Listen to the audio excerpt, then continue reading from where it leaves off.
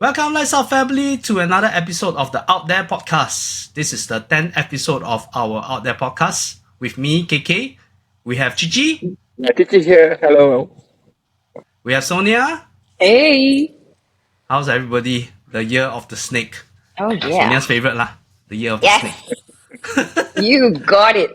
Yeah. So people who don't know that Sonia love. Is it generally just snake or all reptiles or what? I think all animals. I All love. animals. Yes, all animals, because I feel that sometimes humans are even deadlier than yes. than Yeah. some animals. So Mm. I prefer animals actually. Yeah. No, I don't want to see too many snakes. I got a bit of phobia. Spiders too, scorpions, Oh. whatever with venom, just stay away from me as much as possible. So people with venom, how?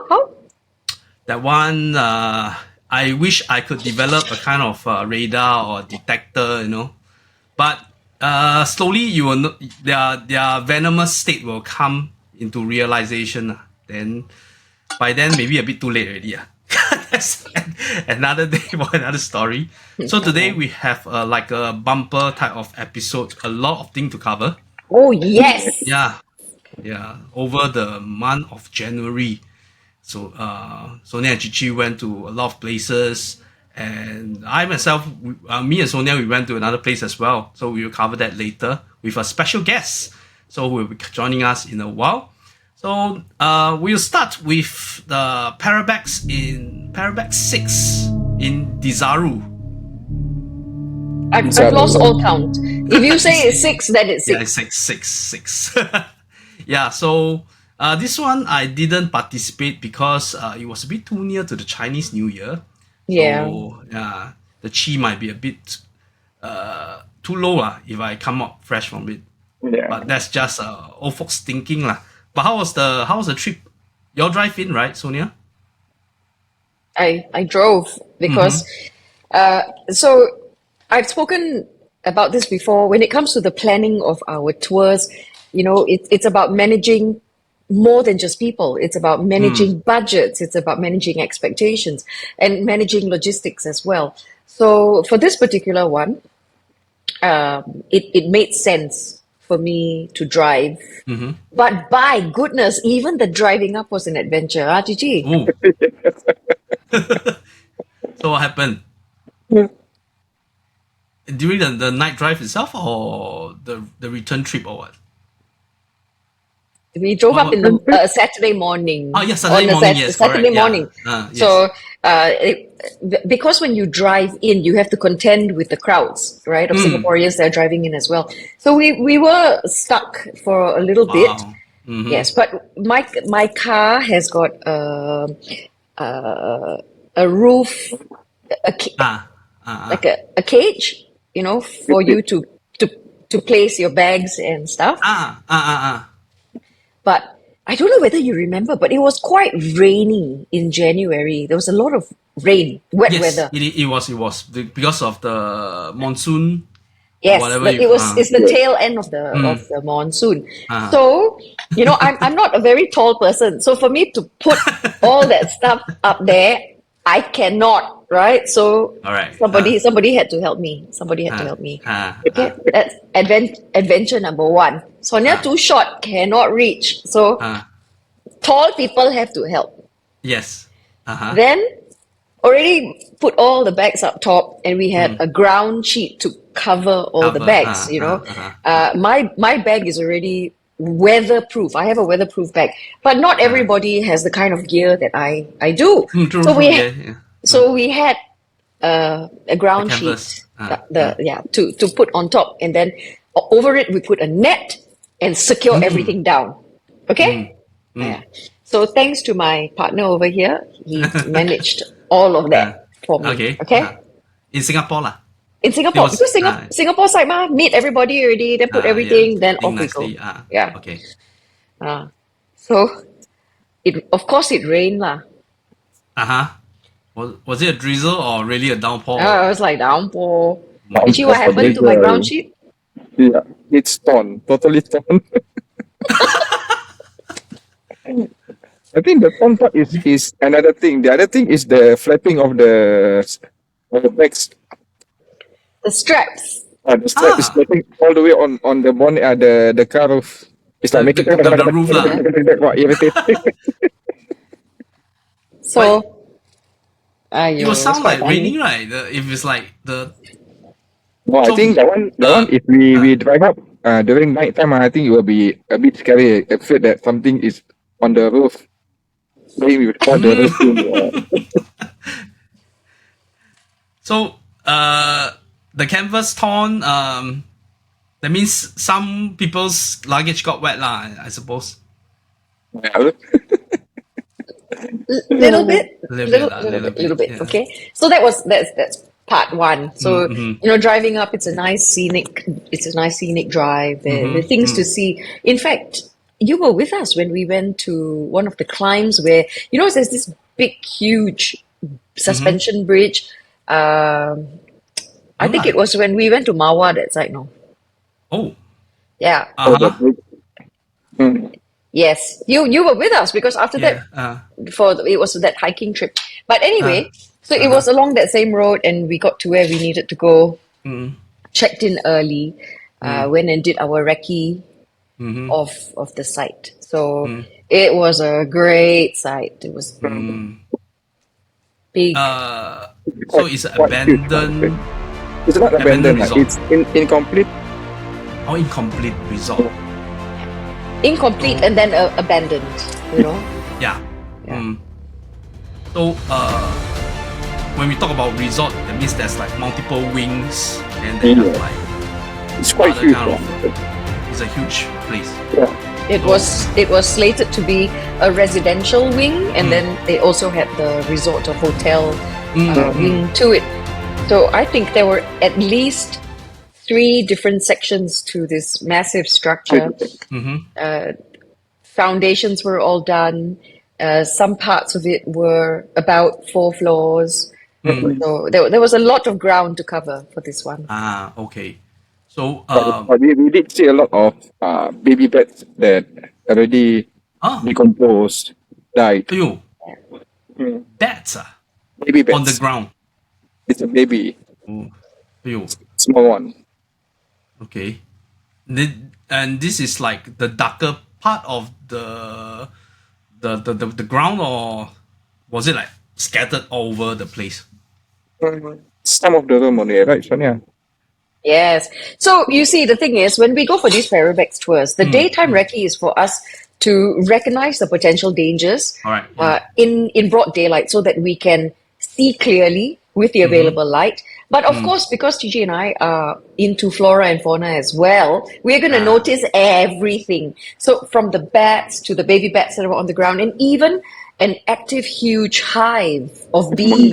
Ayo. Oh, Yeah. And I think the locals had been harvesting the honey because we found self-made ladders, yes, and the remnants of an old hive. So the thing is, how the hive works is it follows its queen bee. So if the queen moves away from the hive, all of the workers will move along with it. So we found a remnant of an old hive. We saw the new hive and evidence of the locals having harvested the honey. So I mean, this has got nothing to do with the Parabex. It's got to do with our personal interests in the. Understandable. It's like sight and sounds of places, because the whole Parabex kind of thing is half, right?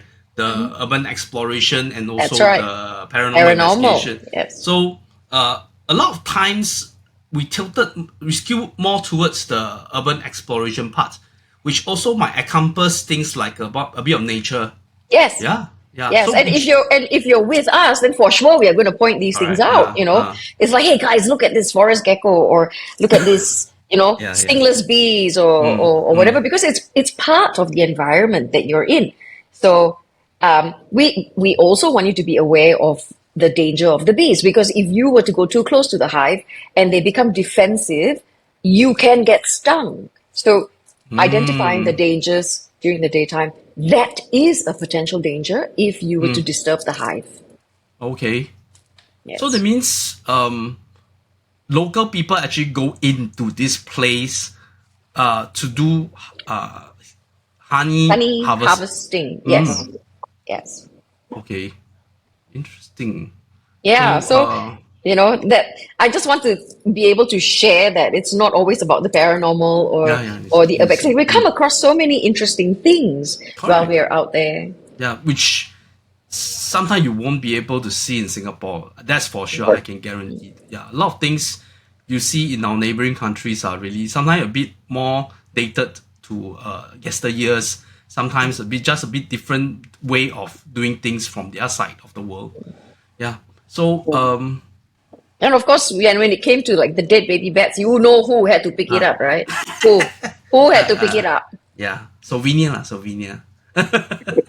No, he's very fond of putting things inside his mouth. I was so glad he didn't. Okay, okay. Yeah, I got man. warned already. Don't put inside your mouth. Don't put inside your mouth. Yeah. But then this remind me of that time when we were in JB. Sonia pick up a frog and then try to kiss the frog or something. Yeah. That, I have photographic evidence. So the frog was perfectly no, harmless. no, the frog can be very poisonous also. Only I mean, if they're bright and colorful. yeah, Those true, are that. true. Yeah. So this one is one of the. It was a tree-lined frog. Perfectly harmless. But I wouldn't put it in my mouth, lah. Just a little. It's okay. What? I think it's equally bad. But so the dead corpse of baby bats. So what does it indicate? That something happened to the bat population of this place, or but just a few scattered on the ground. That's all, lah. Yeah, it's not a mass kind of like burial ground. Yeah, if it is, then I will tend to connect to a bit of the supernatural kind of thing. Yeah. No, but then I would have a logical explanation for that. Okay. Yeah. The numbers were not alarming. It didn't look like a very large population, were on the ground or anything. No. So sometimes because the bats hang upside down and the babies cling to their mums, right? They can fall off, and if they are not picked up by their mums or the mums are not able to get the babies to reattach, then the babies will die, lah. But if there was a larger number, then I would have been a little bit worried. There could have been disease Correct. that Yeah. was that had run through that population of bats. But no, it's just But that scattered as few. as you guys mentioned that this place wasn't fully developed, so things like asbestos and whatever wasn't evident there. No, right? no, Yeah. no presence of asbestos. Okay. But asbestos is not really used in construction these days. Like you talk about asbestos, it was more in Yeah. the yesteryears. That Yeah. was a common building material of that time, present in and being removed mostly now in our black and whites from the British time. Oh, was it that bad? Was it that far back? It seems like 80s, 70s. We still see, right? Further, No more. further, Okay. further than that. So this resort is also not that new, right? From what I heard, because Achik from TPC, he mentioned that he went previously many Yeah. years before. Yeah. So the place itself wasn't even really that new as well. So any backstory of this location, which we shall leave it unmentioned, but I mean, seasoned explorers within the region will know where this place lah. Yeah. So any backstory, because if it's not developed, there shouldn't have any kind of human activities unless for explorers like ourselves lah. So were there any stories you guys heard prior to that place itself? I think I did some research, and I found out that they did mention that this place is being used as a place for them to collect a dead body during the. There's an incident happened on there. A boat got fired. I think a few hundred people got perished down there. So they collected all their bodies and put down there. A ferry accident, Boat, boat collision. Then boat so got you fire. say okay, fire. Somehow like So a lot of Was people it died, a lot of people died. a Drowned, refugee? Was it like a refugee boat, like something like full that. of Indonesians, right? okay. And then it caught fire, and so this unfortunate mishap, there were a lot of dead from it. Yeah, but I guess it was like a makeshift Chief morgue refuge, kind of a thing. Yeah. command and control center during the rescue mission kind of thing. Yeah, because the resort is very close to the beach, and it's just offshore where that accident took place. Were there a lot of graffiti and evidence of people stayed there? No. Not much gravity, I think. But we did see evidence of squatters because we found mattresses, Okay. blankets, some evidence of clothes. Food wrappers kind of thing. Did yours? The usual bottles. Yeah. Okay. So But why it was abandoned is very similar. The backstory of that is very similar to the abandoned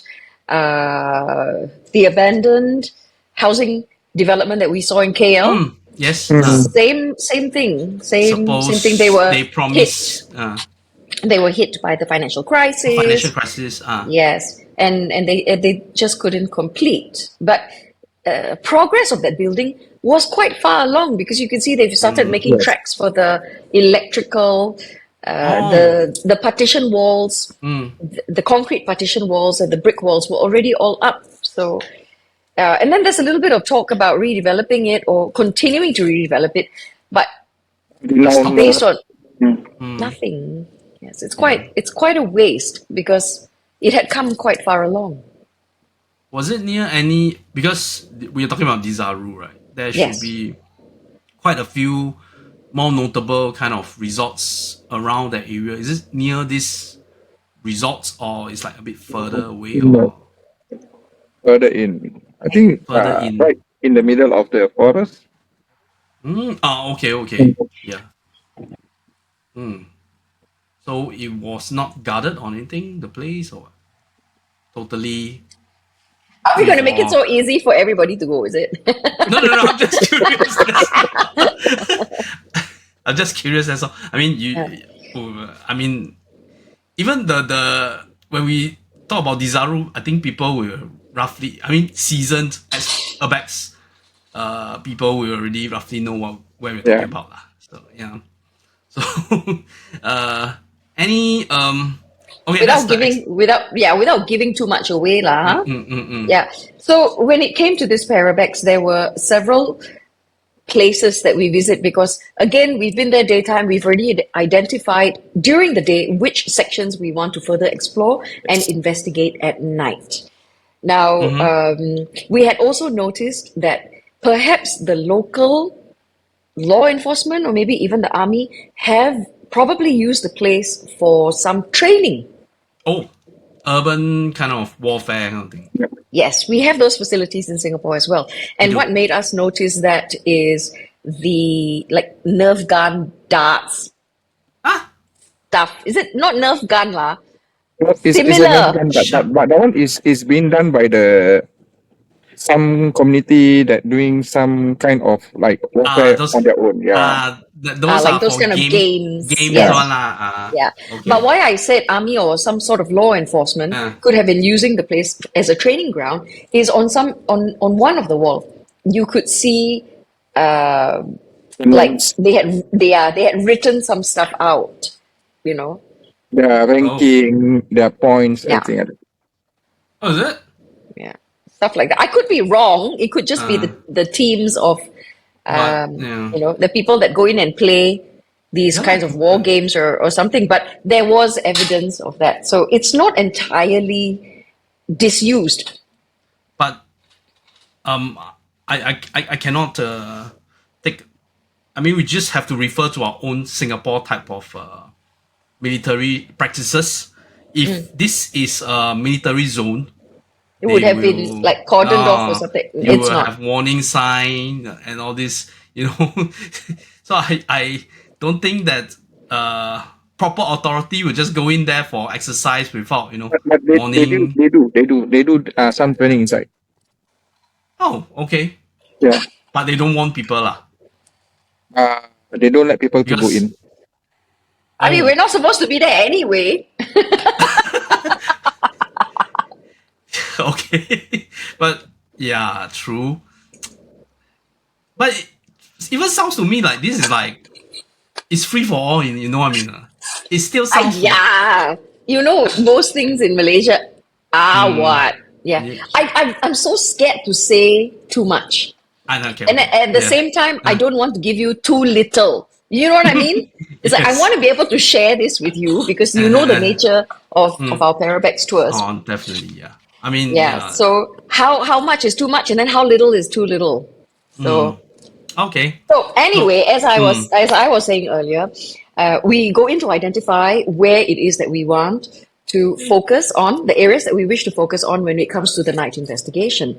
And as we were walking through the spaces, there was a second wing that was behind the first one. The first one felt quite clean, but Yeah. it was going into the second one that I felt a heaviness, right? I've described this. My tell is there is a heaviness. I feel pressure, your and there sinuses and yeah. yes, and there was something calling, like Mm. asking, persuading us to go further into a certain direction at That this was on particular the third building. floor. It's on the third Was floor. it? Yeah, Of the because second we wing. came in from the roof. We walked the roof of a connecting section to this building, and yes, I do believe it was the third floor. So that is So, where they did the live stream, I suppose. Yes. yes, because all of us concluded that we felt the same calling and pull to this one particular area. And since all of us had that same consensus to have that night investigation there, we did. That's where we returned at night. Okay. So, from some of the pictures I saw was like it's like very open concept because, but even as you mentioned that there is a progressive level of development in the resort, so you will still have places that is just cover up, area of the Okay. building that's cover up, or it's like lights will penetrate through the whole building, that kind of thing. No. So there are some walls. There Mm-hmm. were partition walls already to Partition demarcate wall. the rooms. But if you talk about being open along the corridors, there was nothing to stop you from falling off that corridor. There was nothing. It was just open. They hadn't finished that particular portions yet.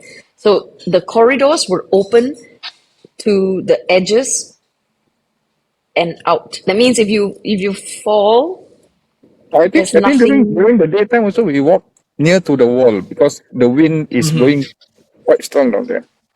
And we were Yes. like shifting all over to the edge of the places. Yes. Oh, That's true. So it wasn't just a structural danger. There were yes. elemental, environmental dangers as well. Very strong winds because of the monsoon season. Near While the the beach. yeah, but the beaches, I'm not sure what people go to Desaru for, or if there's safer seasons because it was so gusty, strong gusty winds, and the beaches were these huge crashing waves. Nobody could go swim in there. I'm not sure what people go to Desaru I, I, for. I think during my younger days, like Desaru is like one of the hot spots. Before people go to nowadays, they just go Thailand beach resorts. But in the past, Desaru is a pretty notable beach resort, that kind of thing. So likely it's the season. You can't go Yeah, during I the don't think this is monsoon. the season to go. Like, maybe a Monsoon bit. season is not Yeah, advisable. I think that. yeah, but nowadays we also cannot predict when is the monsoon season, Yeah. right? Oh, I mean, So during no, the Parabex, when we went back at night, Then there were the doll and some of the equipment that was used. Yeah. They all like lit up Ah, and okay. yeah. You know how you do the isolations Yeah. with the So, equipment? mm-hmm. So yeah, But there was activity. some activities, yeah. Okay. So, was it a long exploration in the evening for you guys till 2 a.m.? That's all. Until 1 a.m. Yeah, because we started a bit late also. We started about 10 because Mm. they wanted that hour, you know, about Yeah, yeah, yeah. midnight. Because that's Yeah. when some of the highest activity that we've noticed is always during a certain time. There are patterns. But we have also, having said that, we've also been in other places where locals report incidences when day turns into night. So it's Mm. it's quite dependent on the place. So we began at Okay. about 10 and finished at about 1. One. Mm. Okay. So that was the only location for this the smaller scale Parabex this time. I Yes, mean, because it was such a big area. yeah. But other people have reported seeing different things, and Mm. not just from our Parabex, but other paranormal And groups and I think have this is the also what 7 paragraphs that we had. 6. six. The upcoming one is a 7. And among the 6, this is the best because we got breakfast. Because we got breakfast. Oh yeah, yeah, yeah, yeah, yeah, yeah. That yeah, I think I saw from the hotel, right? Yeah. So Okay, so it wasn't such a terrible hotel this time. If you remember Parabex number number 5, 5, where yeah, everyone was complaining about the state of the hotel, yeah. this was so much better. Better. So much better. Was it Yeah. nearby the resort? I mean No, the this no, or no. this some distance away. Yes. Yeah. The place that we were initially looking at, you know, this is part of the planning process. We didn't want to be too far away from the investigation site. It was full. So we had to go a little bit further off. Oh, off season also full. Okay, so wow, interesting. Yeah, so Fruitful. It was a fruitful trip. Wasn't mm, one of our 2 day, 2 night ones. yeah, so Yeah. And also because we didn't have to travel that far. We could mm, afford to leave different times. But we keep inviting people. We keep saying, you know, come and experience this with us. We always have Yes. so many questions and people are so mm, curious. mm, But how do you fully satiate that curiosity is you come and experience this yeah. with us. And Even then you fully understand what it is that we do and what it is we As I experience. mentioned, Don't just like watch seeing online. the bee harvesting and all whatever dead bats. I mean, these are the whole point of Parabex is really not just the paranormal investigation. Is to see Yes. like people like my age. We always hear about Desaru and we never been there before. It's like, why not take an opportunity to just go and have a look at, just have to look at the place, all these locations within Malaysia, Indonesia that you have heard many, many times, but never really went until you go there and see for yourself what things are like. For example, the one at Batam, it was my first trip there. And it's like, and really eye opener. Not just the, not just the location, the Parabex location, but the whole town, the whole yeah. island itself. So yeah, and also the company of the people you are with lah. Yeah, You know. but that's if you come on our trips because you know we're fun to hang out with, and we don't just focus on one aspect of the Parabex tour. You know, we share whatever it is that we know, and we encourage other people to share that with us because it's a two-way street. Whatever I know may be something you don't, and Yeah. whatever you know may be something I don't. Correct. And Yeah. in that, it becomes an enriching and fulfilling experience for us all. So And no one knows everything. Everybody there's sure. no way. Yeah. Everybody have their own kind of like, even maybe a not knowledge, but some kind of thoughts, some kind of feeling, some kind of vibe that you Yeah. feel when you share. It's like, ooh, it's like everybody is like in the same trip. Different people got different experiences. And when Yeah. you share together, it become a full story. And if possible, we'll share it on this platform. If not, we will collect, and maybe one day the Parabex team will come up with some sort of special lah. I mean, looking at six trips, we should have a lot of things we can. And we're definitely doing something right. Ahaha! Hello. Hey peeps, Are you outside? You're in your car. I'm currently in my car because my camera is not working on my computer, so I have to go and I'm gonna go and manage that in the next couple of days. How you guys going? Can you guys hear me clearly? Yes, a bit hollow, but okay. Yeah. So this is our special We have guest, very Mr. bad, Joseph De Cotta. very bad connection here. So I'm freezes, sorry, guys. Yeah, it's okay. A lot of people are Let me yearning just to try something. Let see me you just try guys. something if this works for you Went guys. MIA for like How about months? now? Is that better? Since November, Is that better? your last record. Close. Frozen. Then my let you come back first. Yeah. Okay, but we were mentioning. Okay, so the next, so the 6 Parabex is done with. We're talking about 7 one coming up, right? Yes, that's right. So, but That's going to be the last for the season because the Muslim fasting month is upon us. coming soon, yeah, and Yes. and February. So I think by the time this episode is out, we are like just on the eve of going for our next one. But as always, ask Sonia, ask Cici, ask myself, or ask the people on TPC if you're interested. Just some questions.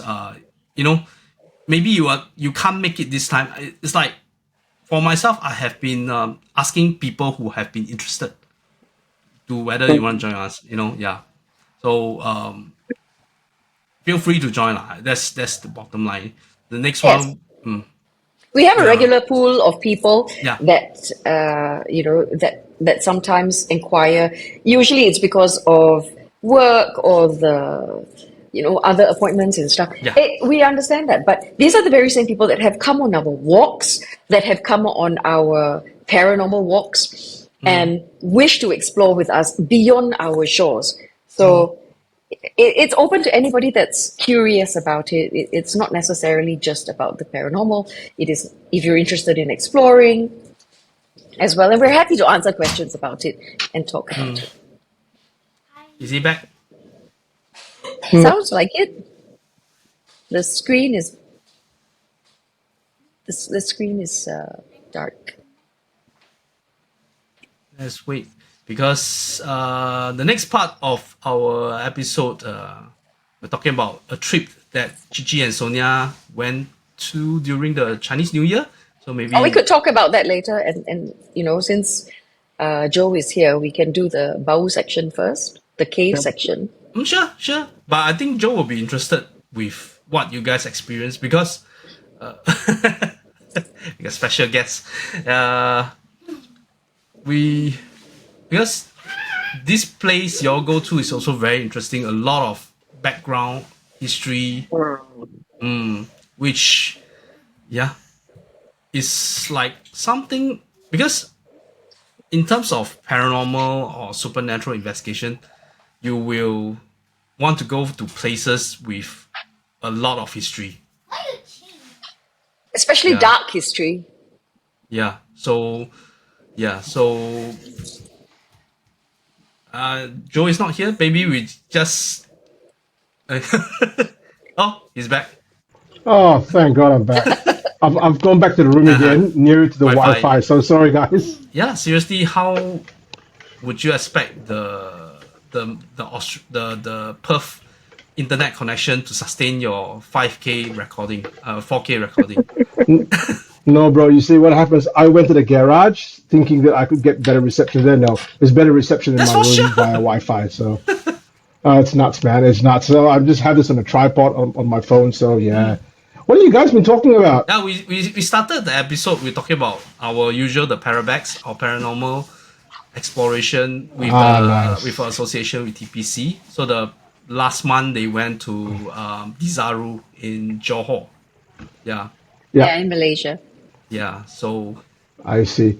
I mean, first of all, hello to the lovely Sonia Corona. Hello to the handsome Cici. Hello. And hello to the equally handsome KK thank you Heng. very much. So yeah, forgot my manners for a while. Happy Lunar New Year. So do you guys? Kong he fuck Joy. So do you guys? Orange and ang paos. Hey, Hey, you're older than me, okay? You should be giving me ang pao. Thank you very much. I think none of us. Forgot, None right? of us here are eligible to collect any ang paos lah. So yeah. No, I think Sonia should give ang pao. Okay, lah. Token of $20 at $20. So yeah. Ang pao, not kung pao, okay? So our before your reception went off just now, we were saying that a lot of people are missing you and Kim.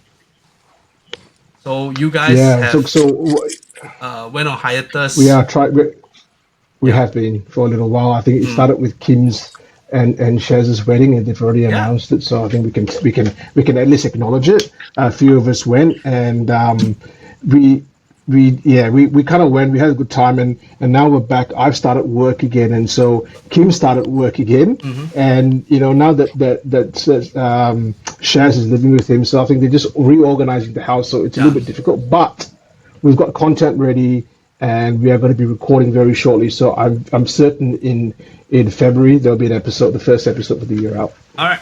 So fans of Lights Out Ghost Stories, please stay tuned. Join our Facebook group. You will be updated.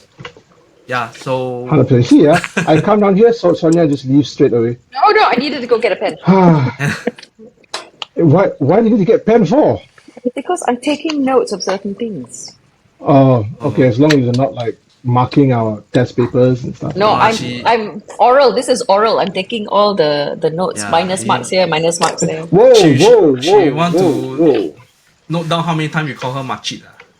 Makcik. Don't start, okay? I didn't say one thing. Cici was the one that called Machit. See, I throw Cici under the bus. I mean, what to do? This is the year I turned 50. So, you know what? I have to embrace it. So. Oh, wow. The year you turned 50. Yeah. You don't look a day above 35, Sonia. Flattery not working. Yeah, I know. It must try lah, sikit lah. Just try a little bit. So, as you were mentioning,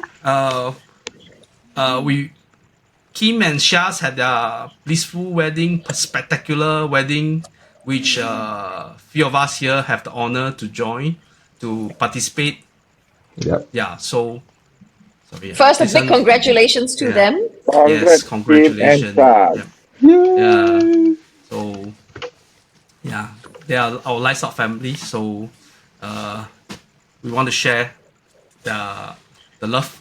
But when we were in Sarawak, we have the opportunity to go do something a bit connected to our Out There podcast, right, Joe? Yeah. So yes, maybe 100%. you can let the viewers know where did we go and the whole. So I'm happy to do so. So I had always been in contact with Eric. So Eric's the guy that had tattooed me, and he is also the guy that had done a presentation when we had WAC all those years back. Yeah, I don't know if Sonia and KK and Cici can remember. We did WAC over which is What About Kuching. It's a huge cultural festival that is in Kuching, and he had several displays there, and he accompanied us on a few of the treks. This time around, I was like, oh, you know what? I'll give Eric a call and see what he's doing. Maybe we can go to I was initially thinking, let's go to Villa Adid again and bring you guys there because you guys haven't been there. But then Eric was like, oh, why don't we go to this cave? And the first thing I asked was, is there hiking involved? Is there a climb up involved? Because even though I'm fit, my body is not built for that kind of travel. Escalator, I'm fine. A short flight of stairs, I'm fine. Lift, I'm fine. Walking long distances, it's not my thing, lah. Okay, it's not my thing. However, he says, "Oh, don't worry. It's just a 1 hour drive, and it's just a short a short 20-minute walk, hike into the jungle, and there's this cave that has a lot of spiritual significance. Not many people know about it. And the cave also, he was going to do and conduct a ritual there. And his ritual was to collect all the, this is Eric, right? He's going to collect all the ghosts, right? Those that want to come with him, and take it back to his shop, where he would do merits in order to allow them to, perhaps move on to the next life. So, Crossover, yes. Yeah, crossover, 100%. And I think that was on a Sunday night, but we couldn't go because it was raining, and we went the next night. And I think it was KK Heng, Sonia, and myself. Was that right? And Eric and two other guys, two of his Yes. friends / students. Yeah. So it was a long drive, but we made it to the freaking Borneo jungle in time. And KK Heng, I wasn't expecting that kind of thick bush. I don't think even Sonia loved it. Cici, I wish you were there to help a brother walk at the back, but man, it was a horrible trek for me. Yeah. Simply because it was very wet and we had to go up an incline.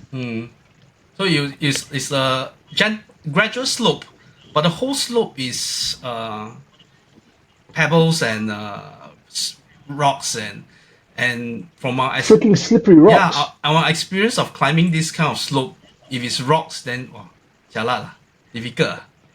Is it full of Because- Yeah, and it was worse when Sorry, Is it full with algae? because it's at night we cannot see, but No, I believe it is. it Because was- it's raining. It's you think raining. so? Okay, I thought it was just raining and everything was just slippery. No, but it rock was is- also Chichi, but I think Sonia claims it's algae down there.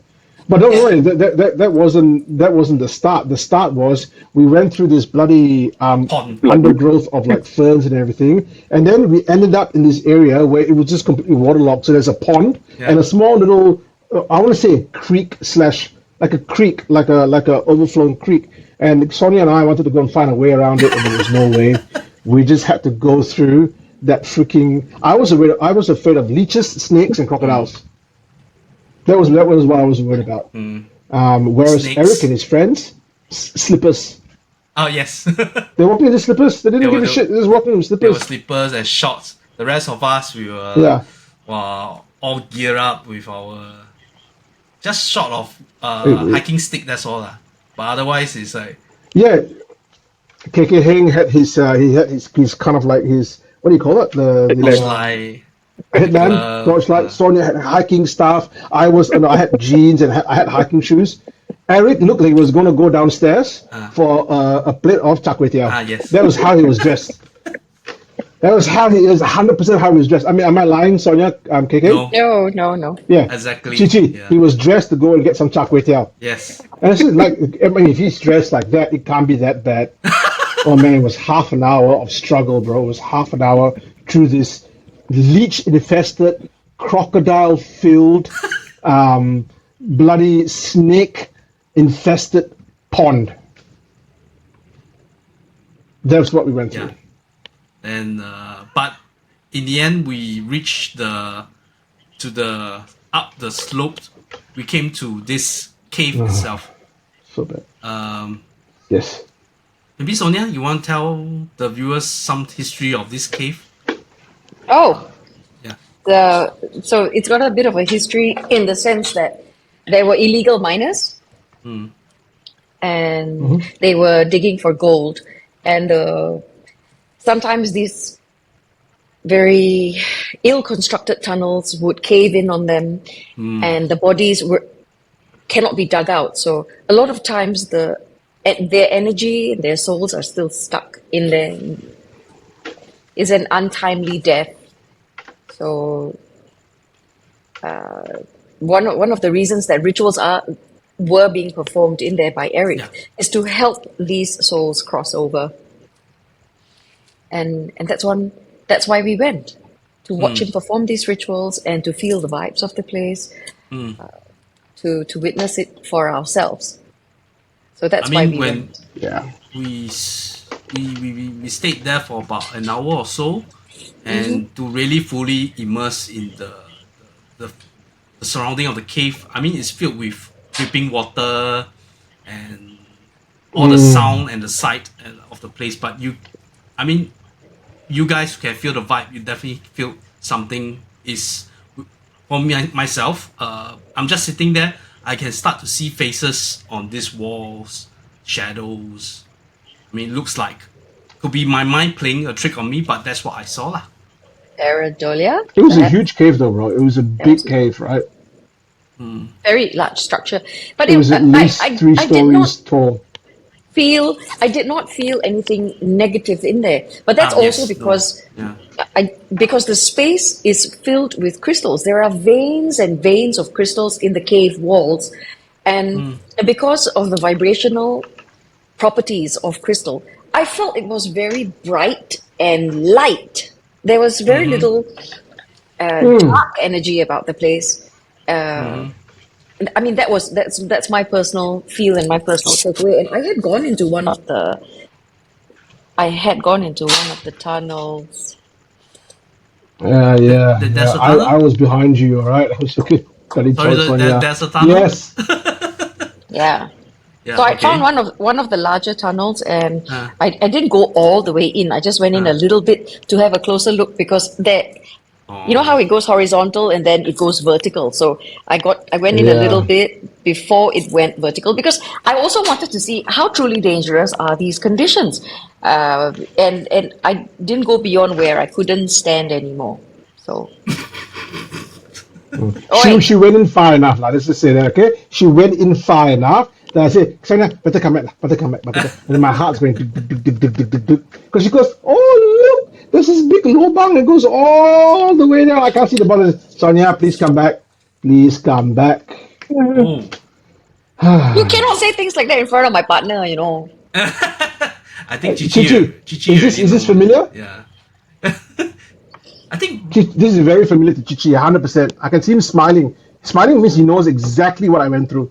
but later they will share some of their experiences they had in Philippines. I think it's not really different from what we experienced as well.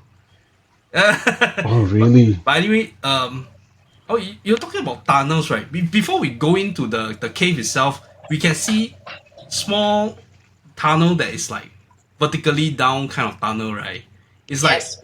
Like mine yeah, shafts. it's like one misstep is like you're gonna fall into the place, you know. You're gonna die. No one's gonna be able to pull you out. Yeah. So And that's also because of the environmental the environmental aspects of it. It was very dark, it was slippery, and that's how if you slip, take a misstep, then you end up in one of the shafts. So yeah, this is not for everyone lah. Let's just Yeah, put it that way. essentially you get shafted. yeah. Hey, Hey. I'm back. Yeah, you're back. You get shafted. But so when we Chengu were there, disapproves. we were there an hour. Then we let Eric and the two friends. You guys want to say they are from a special tribe or They're Iban. Oh, the Iban. Iban. Yeah. Iban. So Iban. very interesting because I was with them, so they were mentioning about their views about religion and all this. Very interesting people. And What did you find interesting about their views? Anything did they say anything that was it's like that's noteworthy? they believe in all sorts of religions. So we're talking about Christianity and all this thing, and it's like they feel like they are more towards that kind of thinking, but they are not Christians per se. So then a lot of their practices, I think I sort of forgotten a lot of things that they told me lah. But in conclusion, I find that they are very interesting. A lot of their beliefs, most of their beliefs were quite animistic actually. So that indigenous spirits people that of dwell Borneo. in Well, there's several types, right? You've got the Iban, then you've got the Iban are headhunters, so they are the most fearsome. Then you have those. What are the others, Joe?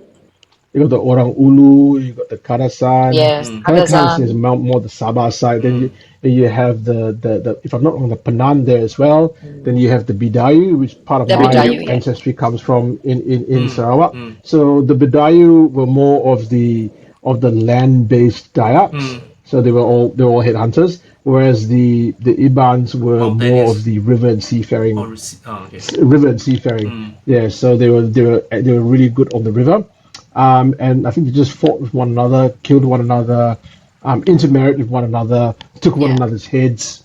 Wow. Yeah. Yeah, a lot of that was going on. Thankfully, no more. Well, several years ago, some of them actually reverted back to headhunting practices when there was an influx of migrants from a certain island onto Borneo. There was a bit of cultural and civil unrest. Several actually reverted back to taking heads. Really? Yeah. Yeah, They yeah, they really yeah. went to Go have a look online. dismembered Yeah, people's heads. I can see if I can find it. Okay. Yeah, because they were essentially at war. But this is because they are fearing that people are Oh, taking over their lands, that kind of thing. Is it? And it's usually So over this is what was resource. called it was the Sampit conflict, and it was an outbreak of inter-ethnic violence in Indonesia. Thank you very much, Google. The conflict started in the town of Sampit, central Kalimantan, and spread throughout the province, including Palangkaraya. And the conflict took place between the indigenous Dayak people and the migrant Madurese people from the island of Madura. I'm pretty sure it may have. I thought it actually moved over to Sarawak, but maybe I was wrong. But I know that at least in central Kalimantan it did happen. Okay.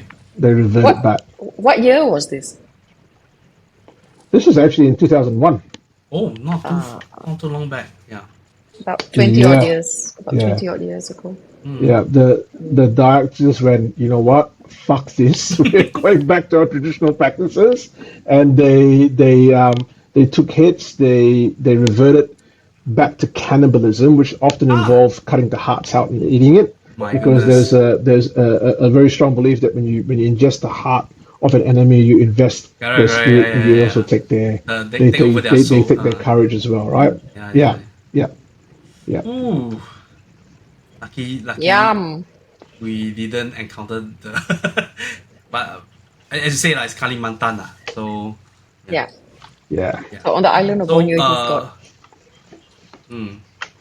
so we are there for an hour. Then Eric went through the whole process of collecting the Making soul. Yes. Making offerings, right? Doing good deeds, merits. And he spoke about it. Like not all of these energies out there are evil. You have some which are wandering spirits. And what he does is he tries to help them move on by encouraging them to follow him home. He's got such an interesting studio. If you've ever been to his studio. He does. It's lovely. So actually, Yeah, you know how Cici takes home nails, right? Cici takes home nails. Eric takes home a Pontianak. the- I will not stay there one night. I think you guys will Bro, be the best of friends. but you know one thing, Cici, right? His studio has a lot of he's got minyak dagu. He's got like the Kumantong figurines. He's got a severed finger that was hanging on his freaking necklace that kept poking me in the arm. He's got all those things. But you know what? In his studio, even though he's got all this stuff lying around, there is no bad feeling there. Absolutely zero bad feeling there at all. What it kind of suggests to me, I think, is that he's probably very real in what he says.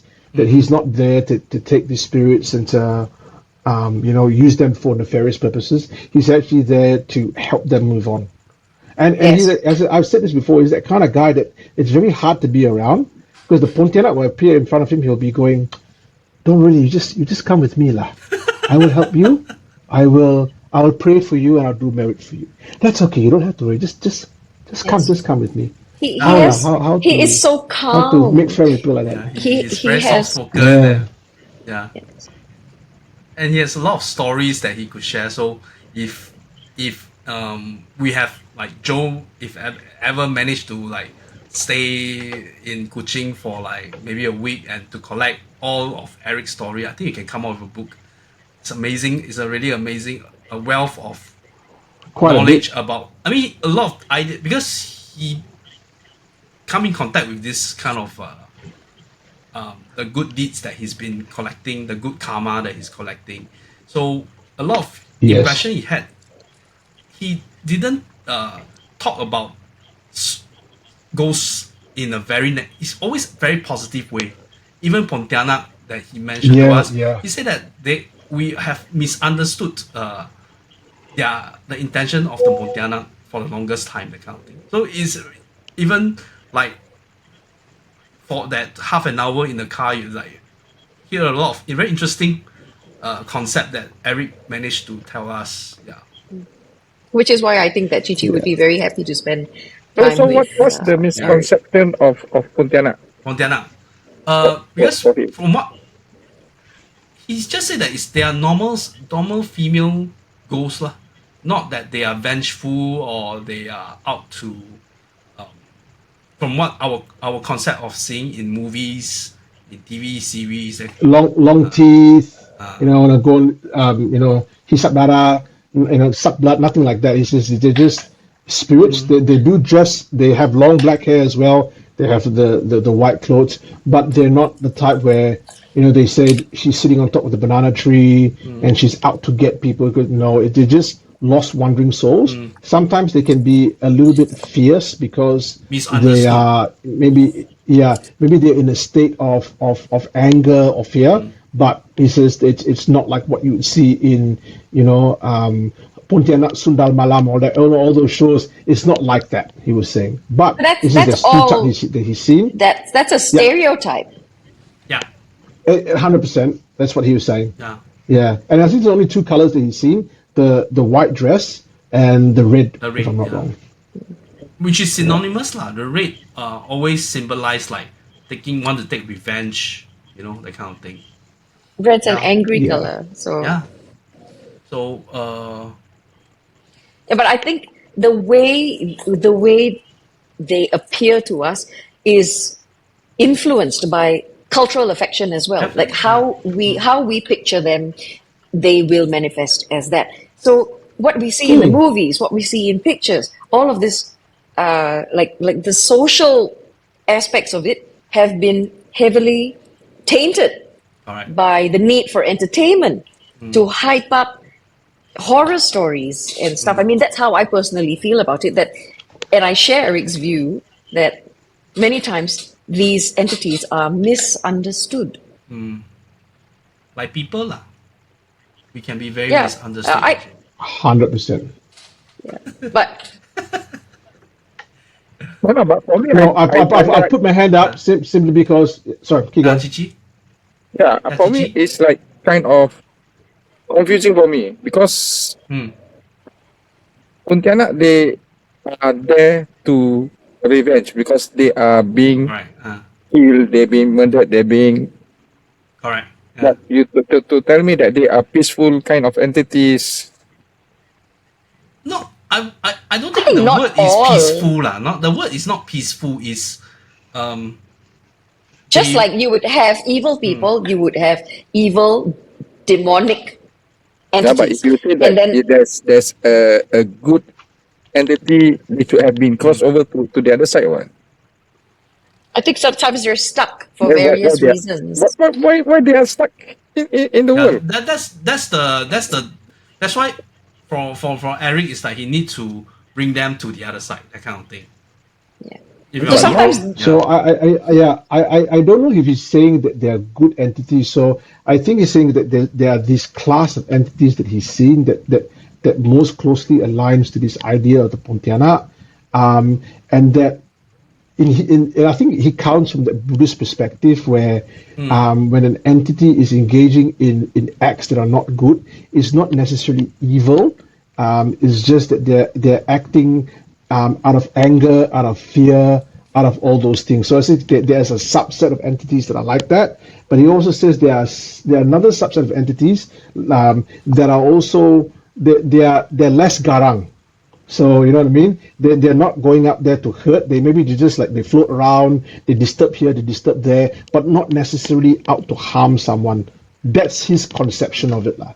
I can't say anything because I haven't seen a Pontianak. I haven't seen anything like that in my life. So I have to take someone's like I have his experience. I have to take his word. If someone else see no, I see a Pontianak on top of my because that's the same thing with my family. My family have had a very different experience with Pontianak. My mom has told the story of her uncle who used to sleep outside of a home in the backyard, right? And he didn't like my mom and the other kids like to go out there. He says one day he came in, he says, turn around, have a look at my back and have a see. And they saw they kena chaka. So he's got like scratch marks on that. He says there's this thing, it's almost like a blanket, and he says it comes and attacks him. So again, that my uncle said that but I haven't seen it, so I'm about as psychic as a lump of wood lah. That boleh lah. I got nothing lah. I got no sense. So, but again, an interesting perspective and one that I've never heard before. So, But I think what Eric said also doesn't really encompass every. No, because Yeah. there would be subclasses even, right? There Definitely, would be yeah. some sort of a hierarchy, just the way, and I've said this before as well, where that realm that exists, right? They have their own sets of systems, subcaste even, you know, levels of energy and intention, and some of them are stuck for various reasons. We can talk about this till the cows come home. I think it's extremely interesting Yeah. that a whole other realm exists that could be very similar to ours. Even like how we talk about the Bunyan, even though time exists differently for them, it doesn't mean that they don't exist as communities, as families. I mean, people it's can a just disappear parallel. to their plane of existence and just don't come back. But So similarly for spirits or these, some are lost souls, some are wandering spirits, and then you've got the more demonic kind. So how they manifest, in my opinion, is how we are culturally affected as well. yeah, How we are influenced in visualizing them. But I think there are many types. yeah. okay. On a separate lighter note, I'm sorry, KK Hing, to kind of like derail this. Right, I have a question for all three of you. Maybe starting with Cici first. If you passed away and became a hantu, what kind of hantu do you think you'll be? Me, Cici first. become pocong. You okay, pocong ah? Lompat sini, lompat sana. Now you find me. Where is the pocong? Where is pocong? So good. 1 minute on top of the tree, next minute at the bottom, then behind. Oh yeah, tak boleh. I scared my own self. No, I think that's where's Cici lah. By that point, it's really where's Cici. It could be anywhere. Yeah, where the hell's Cici? Yeah. Become pocong, I say pochi. It's a new ghost, pochi. Actually, sorry, is that a bad word? Did I say a bad word? No, right? Sounds like I didn't, it. right? Sounds like it. It's like something. It sounds like a bad word, right? It sounds like a really bad. Sonia, I think I know what you'll be, but Naman, you tell me what do you think you'll be? Okay, I want to hear what you think I'm going to be. You say first. No, You say like, You say first. No, I'm not going to, because this is how I open my mouth and I get into trouble. Yeah, you get this is my stabbed problem in with life. pen. That's what happens.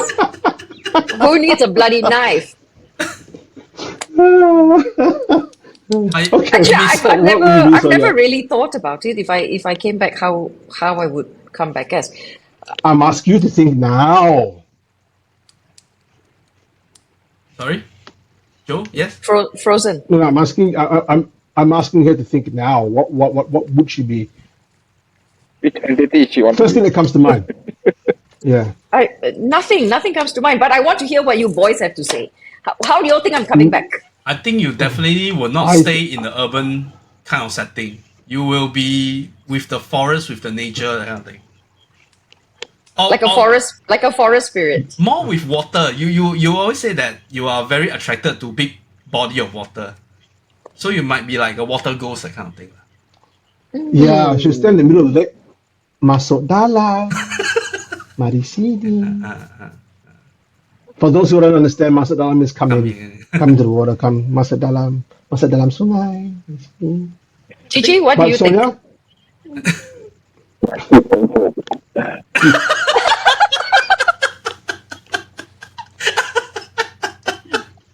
macam nenek kemanian lah. Ah, nenek kemanian. What do you call nenek? Nenek what?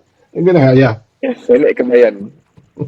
It's, my it's goodness. so, is it a feminist thing? Just because I'm a woman, I have to come back. How do you know I'm not going to come back as a manly, masculine energy? Huh? Yeah. Yeah, Cici. Huh? Cici? Masih play What? masih. Hantu makcik. Oh my goodness. That's a new one. Joe, you lah. We got Pochi, we got hantu makcik. Go ahead, say this. So, Makcik do you keropok know what I think lah. you would be? Do you know what you'd be? Because you're such an angel, I think that when you die, you'll just ascend to heaven straight away. Oh. You try to carry it. Boleh tahan, ha?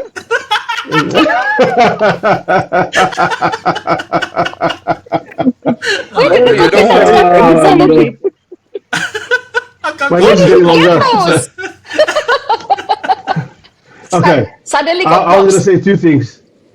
Don't get angry, huh? Don't get angry, huh? I was going to say, what do you Pontianak, hantu titik? Either of them.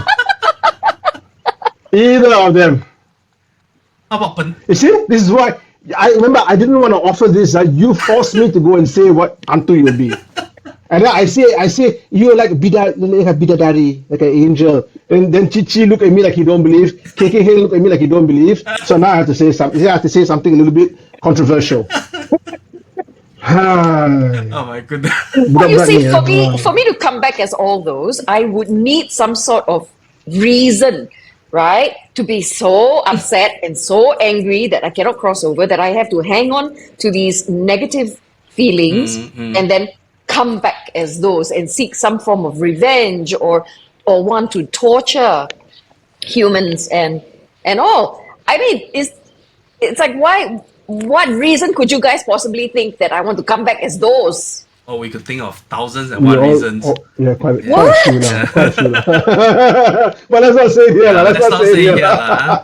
If you know, you know. But If you know, you know. if it's me, I think I'm more like those kind of like Toyo kind of ghost lah. So we'll go and help people to steal things, that kind of thing lah. I think. I almost want to say Kumantong. A bit big size for Kumantong lah. Just now here got one lah. Never mind lah. Just the big head, small body lah. Like that, you know, big head, small body. Like that, big head, small body. Big head, small body. So you see, this brings Then you me this brings me to that next point. How do they become? How do these lost souls or wandering spirits become Nenek Kebayan, Makcik Keropok, even the Kumantong? It's like, what is their evolution? You know, Yeah, doesn't it make you think? It's like, how do they get from suddenly being a disembodied spirit, yeah, to then evolving into something like a Pontianak or a Hantu Gala or you know, Makcik Keropok or whatever. It's like how, how? It's like, what is required? How much hatred is required, or you know, how much clinging to this mortal world where you're not able to cross over? Or could they These attributes. That's to me extremely fascinating. Or could they be victims of like black magic kind of thing? So when they die, they were like entrapped, you know, because of the curse that is set on you. Yeah. Could it even be generational? Could it be yeah. something that's passed on where you cannot? Yeah. So Interesting. Yeah. can you imagine if we're able to have a conversation, let's say, for instance, through a medium, where we can have conversations or interview with a spirit? I think that would be so interesting. Yeah. Then we'll struck gold by then. You know. Well, if you know anyone, then you know anyone out there who is able to, you know, contact the spirit world and set us a Zoom meeting with a Pontiana or Toyo. I would love that. That would be perfect content. but no one has. And let's try to organize that. No, I mean, even if they speak through a medium, that would make for Yeah, an interesting conversation. I mean, But you know what? I think I take a more I want to say scientific because it's not, but I think that a lot of these beings appear according to maybe your perception on what they should Yeah. be. I think it's I think absolutely. it's I think they manifest according to your own beliefs, in your own belief Yes, structure, which is correct. why if you have say someone from Norway has never seen, even if they come to Malaysia, a toyol, because I think that's not in their cultural consciousness. No. But You they know, would see it or maybe as it would appear as something else that they would be familiar to, what I call the yeah, cultural affection. yeah, yeah. Another perspective is that perhaps the land that those cultural affectations exist shape the entities that are within that land. So, for Yes. example, someone from Norway may come to Malaysia and may see a toil simply because belief in a toil is very strong in Malaysia, whereas he's very In likely never Asia. going to see a toil in Norway. Yeah. That's, So maybe it's the person that beholds them. I think that was this question also same thing like I was asking whether you guys have Pontianak in Perth as well, you know, or But the Asian We we community we, we is actually big do. and strong there, so Yeah. they've brought their beliefs to a different land. Yeah. So it's them. I've got a friend, my friend Zul, and you might remember him from the Ghost the Cat, cat video, right? the Yeah. video. Yeah. And one thing about Zul is there's a Pontianak living in the tree at the back of his sister's house. What are you waving There around? you A go. They've seen wand, it. is it? I no, it's not a one. It's not what you think. It's Tripod. it's just a collapsible selfie stick. He was waving it I'm just around. very fidgety today. For some reason I'm just very rigid. I like doing this. I need to fidget with something. Welcome to ADHD, ADHD. ADHD. Yeah. So Can't help it. I'm think sorry, Yeah, I'm so putting it down. we can so that was no. I was just wondering. That's all. Go by Yeah. all means. Continue Lots- to conjure up whatever you need to.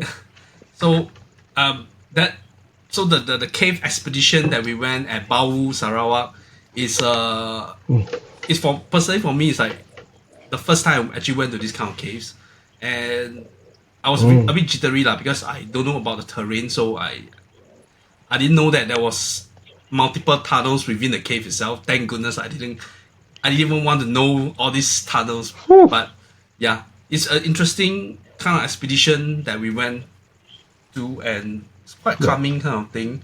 So maybe we want to take the opportunity that because we were discussing among ourselves, the Lights Out team, that maybe Sarawak would be a nice place for our next Lights Out kind of event. Dark tour. Yes. So we did do something rather similar before, Joe, where Bali. we had gone Yes. into a Sunny cave. caves. Yes, but that was in Sarawak. So we are now talking about, and this is good to speak about right now, that we should do a dark tour in Sarawak because there are many places for us to explore. I'm not going to talk so much about those places right now, but there are so many elements and places that we can go to So from a dark tour type of experience. Perspective. we are envisioning we will take about a year to sort of like plan, and because we of our multiple contacts we have within Sarawak itself, so it's Yeah, so something to look forward to and look out for. people, viewers in Singapore like ourselves. It's a 1 hour flight to Sarawak. Yeah, Cici, have you been to Sarawak before? No. Yeah. I'll bring him. I'll bring Mesti him. pergi, bro. Mesti pergi. But Tak mau. no, but aside from the all this duck tour that we were talking about, the place is beautiful lah. A lot of good food, and no, Lovely. even the good food, even the Chinatown, we already spotted one place with the burnt shop house, right, Sonia? Yes. There's 3 burnt shop there's- house. It's 4 in a row. Burnt, recently burnt. I mean, I've been to Sarawak several times, and I think it just happened quite recently because the prior time I was there, the shop houses were still intact and up, But this time, Yeah. lots to explore in Sarawak. Let's just put it that way. Yeah. So the place is big and a lot of both the urban side and the nature side because of the Borneo forest.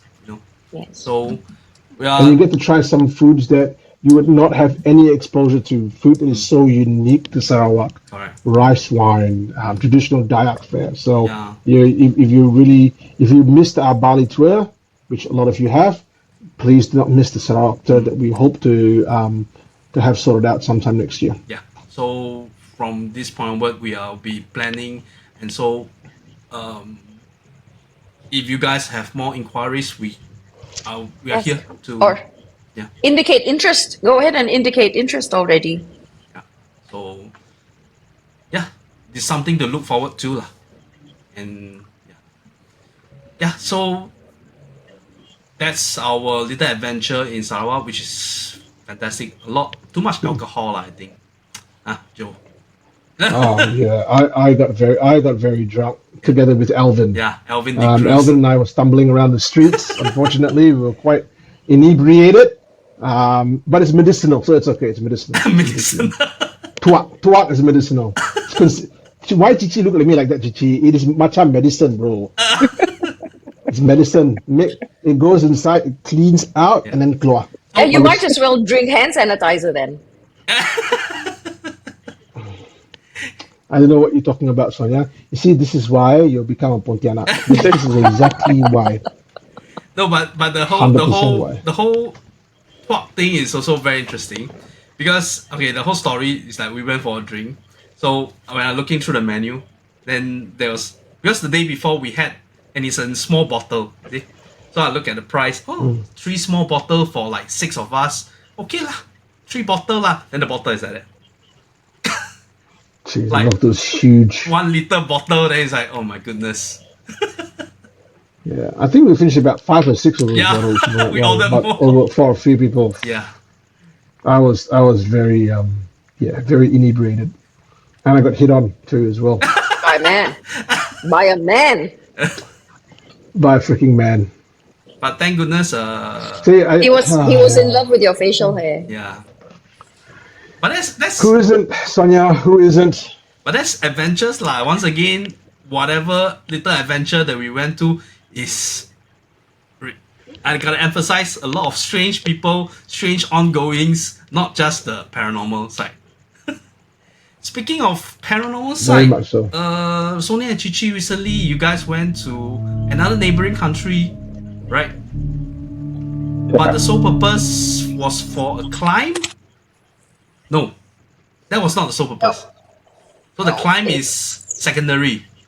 I mean, you try to take advantage of the holidays, right? It was the Chinese New Year holidays. Yeah. Many companies had extra days off. So we wanted to make full use of the holiday period. So you don't have to take so much leave. You take maybe 2 days of leave, you get a 9-day holiday. Really, man?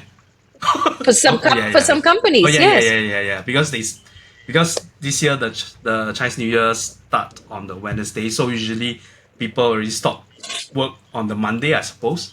Yeah. For some Yeah. smaller companies, lah. Yeah. Yeah. So you guys went to Manila. We went to the Philippines. Philippines. Yes. Philippines. Which Was is virgin trip for me. I've never been to the Philippines. So how was it? Where do you go to? What happened? Yeah. Well, I think we went hike What- to Mount Pulag first, right?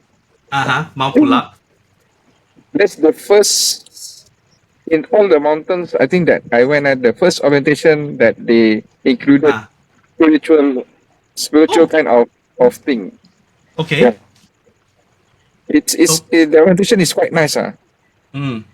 It was an hour long, and they take in this region that we were at. They have an indigenous tribal hill people, and they take great pride in jagaing or watching over this mountain it. because the mountain to them is sacred. Sacramental. And because it is sacred, they invested a lot of time, of money, in ensuring that we don't desecrate any part of this area. And their briefing was so in-depth that they'll tell you, you cannot hold hands, no displays of affection. You're supposed to revere this mountain. So nothing disrespectful. Because you do read of foreigners in Bali Oh, yeah, yeah. who pose naked or desecrate the mountain in some Alright. way or other. So it was a very comprehensive briefing. It was an hour long. It's the longest briefing I have ever. It's longer than my briefings, but it's the first in-depth orientation briefing where they covered spirituality as well, and they mentioned certain aspects that were very new to me. I never heard these points being touched on. They said, hold on to your faith. Don't To commit pray- suicide to pray, there. Yeah, to pray when you Yes. reach the summit. Yes. So I've never heard. I've never heard these being said on any of my briefings and orientations before. So it was quite eye-opening. And they spoke about suicide. Don't stray off the trail. These are things that I tell people when they're hiking in Malaysian forests, like stay on the trail, don't listen to the whispers, So to hear it in the Philippines, where they touched on the spiritual safety, emotional safety, physical safety, all of that, right? They spoke about all of that, and that's very normal. But to touch on the spiritual, that's quite rare. Yeah, very interesting. And even like what you're mentioning now is not something alien from what we have discussed previously with regards to straying off or listening, hearing people calling your name on the mountain, that kind of thing, right? Or to speak about it so blatantly and openly, you don't hear that very often amongst ourselves. Those that are a little bit more in the know, we talk about it. But for the uninitiated, especially the general climbing community, to touch upon it, to touch upon the paranormal, to touch upon the supernatural, I've never heard of it before. So Gigi and I looked at each other and we went, wow. Wow. No, but Abe. but he's serious lah. The orientation lead, The lady, when he- yes, when the when she rangers. was rambling on all this spiritual side of the climb, she's not she's like dead serious. So she I expect felt like I was at church. They almost made us hold hands and pray. okay. Oh, interesting. That bad or that good? Depends, I guess, on how So spiritual so you are. focused was when they. Yeah. Yeah. So it was Wow. interesting, and they focused a lot on how sacred, the reverence that we have to pay, the amount of respect, how to behave on the mountain. That's good. That's good. And they've had people go missing before. Oh. So Yes. they have every reason to emphasize the points that they did, because they've had people go missing on these mountains. So were there any guides when you guys climbed the mountain? What? Not just Rangers. guides. We were assigned rangers. Wow. What? Yeah. But I have to give three rangers. 3 rangers. So I have to give props to the forestry department. The trails are amazingly kept. They were clean. The rangers were very professional. Not just maintaining the mountain, but also these give jobs to the local villagers, from the homestays that we were staying in to the support teams to the rangers. So it was a very cohesive experience for us. And then because I've never been to the Philippines, I've never climbed in the Philippines. This first one completely impressed me. So much so that we're going back. Yes. As well. Yeah. Where is Cici? He's not there. So It disappear. beside the mountain itself, there's something else that you guys went, and it's a very interesting place. Yes. So there were several sections to the trip, and because we were there long enough, we wanted to explore Intramuros. The wall city. Yeah. Yes. It's pretty big place. Oh. I look at It's the huge. map on Wikipedia. It's quite a big place, right? It's, It's bigger than Singapore, I think, for sure. no lah, Yeah. bukan. No, no, The no. No, But Intramuros, not Intramuros, no, no. not it's not larger than Singapore, but But the whole big, place is and walled up. it's like a fort wall Mm. that have protected the city, and it is a port city because the. So you have to know a little bit about the history of the Philippines. They are a cluster of islands, and before the Spanish came and colonized this cluster of islands, they all ruled individually in a very tribal, feudalistic kind of society. Mhm. So each island would have its own set of governance, its own ruling monarchy, if you want to call it, its own heads. And they had their own customs, their own practices, their own dialects. And it wasn't until Magellan came along and claimed this cluster of islands for Spain that it became the Philippines. The 16th This was century? 15, 15. 15th 1500. century. 15, I think is the Sultan. Before that, it was more of the Malay archipelago type of. They had a sultan. Okay. And then even Brunei had part of the Philippines at one time. So that goes I heard before that. the 15th century. I think Sultan Sulaiman, was it? Did you? Sultan Was Sulaiman, it yeah. Sulaiman? Sulaiman. Yeah. So very rich history, a very rich culture, but one that is steeped in a lot of bloodshed. Yeah. Now, the Philippines share many of the lore and legends that we are familiar with, and that's because we're all part of this larger Malay archipelago, right? Yeah. So even some of the words are similar, Yeah. and then if you look at features, even I think Fort Santiago, there's a lot of death or things that happen within the archipelago. Then the Chinese who took over then I think Wow. Spain, then after that British, America, where they had a lot of fights or war down there So, before Manila took over. so the Fort Santiago itself, the whole place is built by the Spanish. Spanish, yeah. yes. Yeah. But Chichi, So you're saying the They bloodshed were colonized happened by them, mainly. before the Spanish came. Bloodshed happened before the Spanish came. During Oh. the Malay archipelago, I think it's been attacked by Chinese Lim Mang Hong or something. Oh. Ah, Okay. From China. I'm not so sure about that.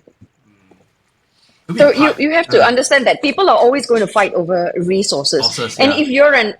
if you're an island rich in a certain resource, then you are going to attract the envy of other islands and other colonizers. Now, the Spanish were in the Philippines for about 300 years. Then you had the Americans come in and fight the Spanish. Then you had the Japanese during the Japanese occupation. Yeah, British as well, and then you've got the Japanese. So at every juncture, at every war, you have people die. There's going to be bloodshed as they fight over the same resources, right? The Spanish had built this wall city, this port wall city, to keep their interests protected. So when we were walking around, and we walked most of this wall because I was very interested to see how big this place actually was. During the Japanese occupation, so much death, so much war. We can approach this in stages in the history of the Philippines. You've got the Spanish, then you've got the Americans come in, and then you've got the Japanese.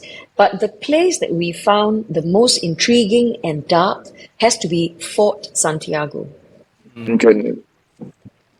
where 600 people were forced into very cramped conditions by the Japanese. And they During were the World mostly War. Chinese, by the way, during the World War. This is in 1942, where they were forced into very cramped, unhygienic, dark, damp conditions because the dungeon is lower than the river, the water level. So where 600 people crammed into these small spaces, they all died. All 600 people died. Under terrible conditions, died horribly. We saw pictures of corpses infested with maggots, bloated, and Oh, in, in, in terrible, terrible states. But aside from seeing these pictures, it was a palpable atmosphere of despair. I was very affected. So Yeah, you because guys when really we walk towards the tunnel also, I think the vibes is very bad down there also. It's kind of Yes, it's full. the vibes. extremely heavy For because these sure people lah. died without reason, being tortured, being, and you've heard about this. It happened in Singapore as well. The cruelty of the Japanese No, but I at cannot that time. imagine 600 people crammed into Small because spaces, if you are dungeons, if you are like in a very soggy place, we heard of diseases like cholera, dysentery, that kind of thing. cholera. Yeah, So yeah, slowly you're just gonna eat off people's mind. Sometimes like within tight spaces, it's like imagine 600 of us just crammed into one small space. You will surely just like slowly start to fight among each other, that kind of thing. yeah. So you guys actually went into the place where the 600 people were. it's been made into like a museum. My goodness. You can walk into it, but they consider it hallowed ground. So you're expected to be serious and Of course, quiet and pay yeah. respect to the fact that so much has happened in that space. Then when they were discovered and liberated by the Americans, they took these corpses and then there was a mass grave, an unmarked grave where these 600 600. corpses and bodies were buried. It's extremely sad. Yeah. But these Anywhere would that has be death at that scale is going to be horrible. Yeah, for sure. And the land itself is already filled with so much bloodshed and deaths. We can see all the bullet holes, Mm. bombing the So wall there. Oh, the no. the fight happened at Fort Santiago itself. The gunfight. everywhere. So there were airstrikes, then there were invasion on land as well, by sea, because this is at the side of the river and the sea. So on every front, Manila has been faced with so much death. And I can't even begin to talk about the amount of suffering that the Filipinos have undergone, this poverty. Even as I talk about it, I feel so affected. Yeah. So it was a trip that you guys Yeah. went and you We stayed in Intramuros. So if you ask me and you want to fully experience the Philippines, yeah, Cici, you have to talk about the stories of the place. Intramuros. Yeah, I think Intramuros is a nice place to stay in because during that time we can see a lot of tourists, a lot of people who sell things. But during night time, I think if you want to walk alone, it's a bit eerie because it's all silence. oh Totally but nobody. there are places to stay there like hotels and all this. Yeah, Oh, it's How- the but buildings also. I think uh, a lot of place to say. Yeah. And then there are stories of hauntings, especially at the for basilicas, sure. because these have been around since the 1500s. Right? When the Spanish came, they brought Christianity with them. So they built a lot of basilicas, convents, those Actually, kinds of structures. just hearing what y'all say, like reminded me of the Forbidden City in China. It's like at night, the place come to life, but not by human. Yeah. Like the wall, it could be like maybe not really haunting lah, but it could be the energy that is remained from centuries of hundreds of years of all this happening. Just Not imprint keropok. imprint on the walls itself. Yeah, but there was a story about Sonia getting pissed off by something. Or what happened? soldier. Sonia getting pissed off. Yeah. I could feel it. Like I said, it was a palpable Uh-huh. atmosphere there. Okay. Extreme sadness. Yeah, and then they had With the suffering of the people. yeah, and there was an effigy A of Japanese a Japanese soldier soldier. there. Yeah. But Chichi was saying about the eyes of the thing. The Let him tell soldier. you. Of the soldier itself. Okay. It's look like real human eyes. Oh. Oh, All the Oh. people, the color. Uh. So when you Oh. kind of stare did you stare touch it? at the eyes itself, right? It like can refresh back Looking at to you. what they did. Mm. Right. Yeah, I was very angry. Mm. I half expected you to go, see, I took the eye. And I'm eating it. I'd be like, no. Oh my gosh. What Okay, is this? Sonia, with this anger, right, you must go to Japan and splurge. and go and enjoy the whatever services they got. I mean, times are different now, but what Yeah, possesses yeah. people to perform such acts of cruelty upon their own kind, right? It's like, where is your humanity? How do you do such things? Is there an innate evil in you that is happy and you're so willing to commit such torture and crime Yeah. against others? And you can't say that, oh, I'm just following orders. They are. Oh, you can. Yeah, you can. It's horrible, but you can. Yeah. Oh, my boss told me to do it. I mean, Makes me feel better because I don't take responsibility for I've it. seen movies about the other side of the story of imperial soldiers during the World War when they set themselves like against their own will, but the fate that if you go against the orders is much worse than your prisoners of war, Correct. that kind of thing. Yeah. So, I mean, nobody want like even if we don't talk about like the historical wars that we have seen with in our history books, like let's say for example the Mm. Ukraine war, how many accounts of Russian soldiers who are unwilling to go invade Ukraine, but and they are like young boys, no not Unscripted. much older than my son, that kind of thing, and they're forced just because of the the command of a selfish person or a person who are megalomaniac, that kind of thing. I mean, That's why I say is sometimes people are scarier than ghosts. oh, that's for sure. That's for sure. Yeah. Joe have to agree, right? Joe. This is right after my family. My wife and my daughter and my mother and my father and it's the whole family. They don't like me going to any of these places, but I tell them, I says, you know what? The things that have hurt me more in life have been human beings and not ghosts. Mm, So I would say that human beings have a greater capacity for violence and evil than a lot of the spiritual entities that we talk Yep. about. that's for sure. You know. It Yeah. was very merciless if So you look at all the pictures and how Intramuros was bombed out. And so many of these structures no longer exist that were built in the 15th century that once stood on these spaces and they were so heavily bombed during airstrikes. The Japanese and then eventually the Americans coming in My to goodness. bomb the Japanese. So it's like it's you have two warring factions, but who are the ones that suffer? The people in the People middle. inside. The Yeah. yes. yeah.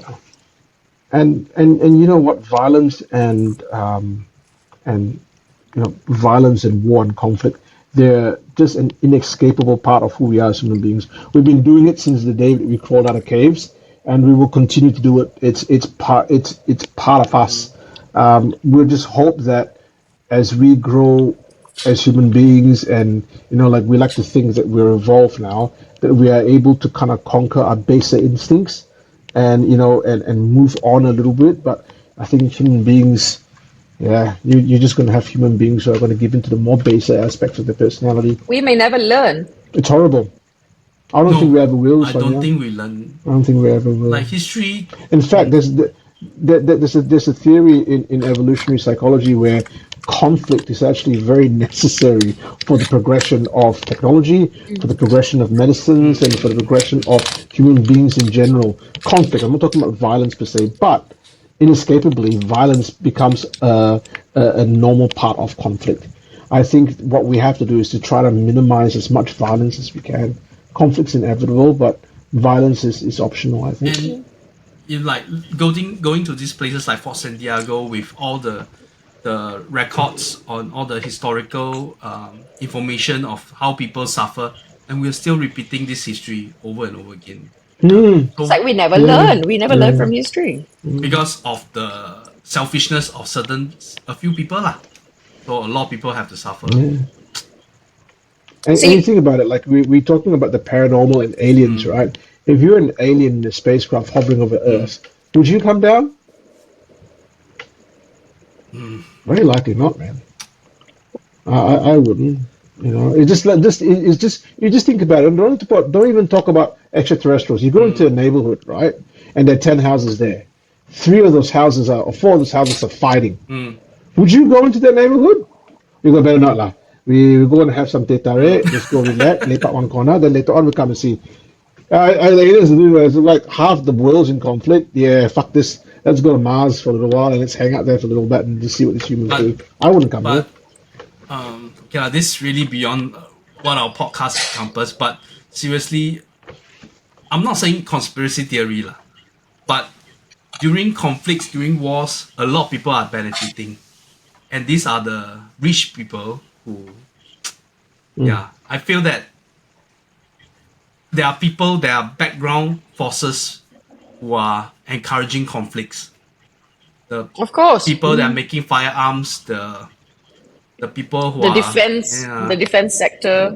they are professional. You see, shits, the people who are giving the commands are not involved on the ground. They give a command Correct. from the top, right? yeah, It is the armies that go, but they are not affected. No. They're not on the ground. No. It is not their families that are in the middle of all these conflicts. They're far away, Yeah. safe. So of course, their decision making is not going to be, is my family at stake? No, it's not. It's random strangers that make up my army that I'm sending off to war. So if it doesn't affect them, why would they make any other decision? got a feeling that And interestingly, Sonia, there's a theory out there amongst a lot of people in actually a lot of different religions that there are negative forces behind a lot of the conflicts in the world. Because yes, And I'm not saying this to take away the responsibility of human beings and the greed and all that. I'm not taking that away. Human beings are ultimately responsible, but there's this idea that there are very old entities around that are by their very nature very negative, and that they have a huge influence among the people who make the decisions With for us. these conflicts. yes, because I think it's possible. I think it's entirely because they have a possible for very that. big appetite for strife and they love when there is conflict because there's a great amount of energy and they Yes. feed off of that energy. Yes, I've heard of this. I've heard of this theory as well.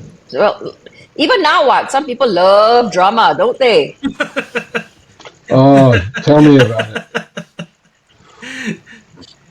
Tell me about it. right? I don't they love drama suddenly- or gossip. They suddenly come alive. Yeah. I know what you're talking about. What? I mean, nothing wrong with a bit of drama here and there, but like war, No, I'm just saying war in- and conflict in- is like, In general, Yeah. but there's a lot of that in the paranormal world, Cici? Yes. Well, but coming back to Santiago, Fort Santiago and Intramuros. Intramuros, Intramuros, it's a good spot for duck tourism also. I think so.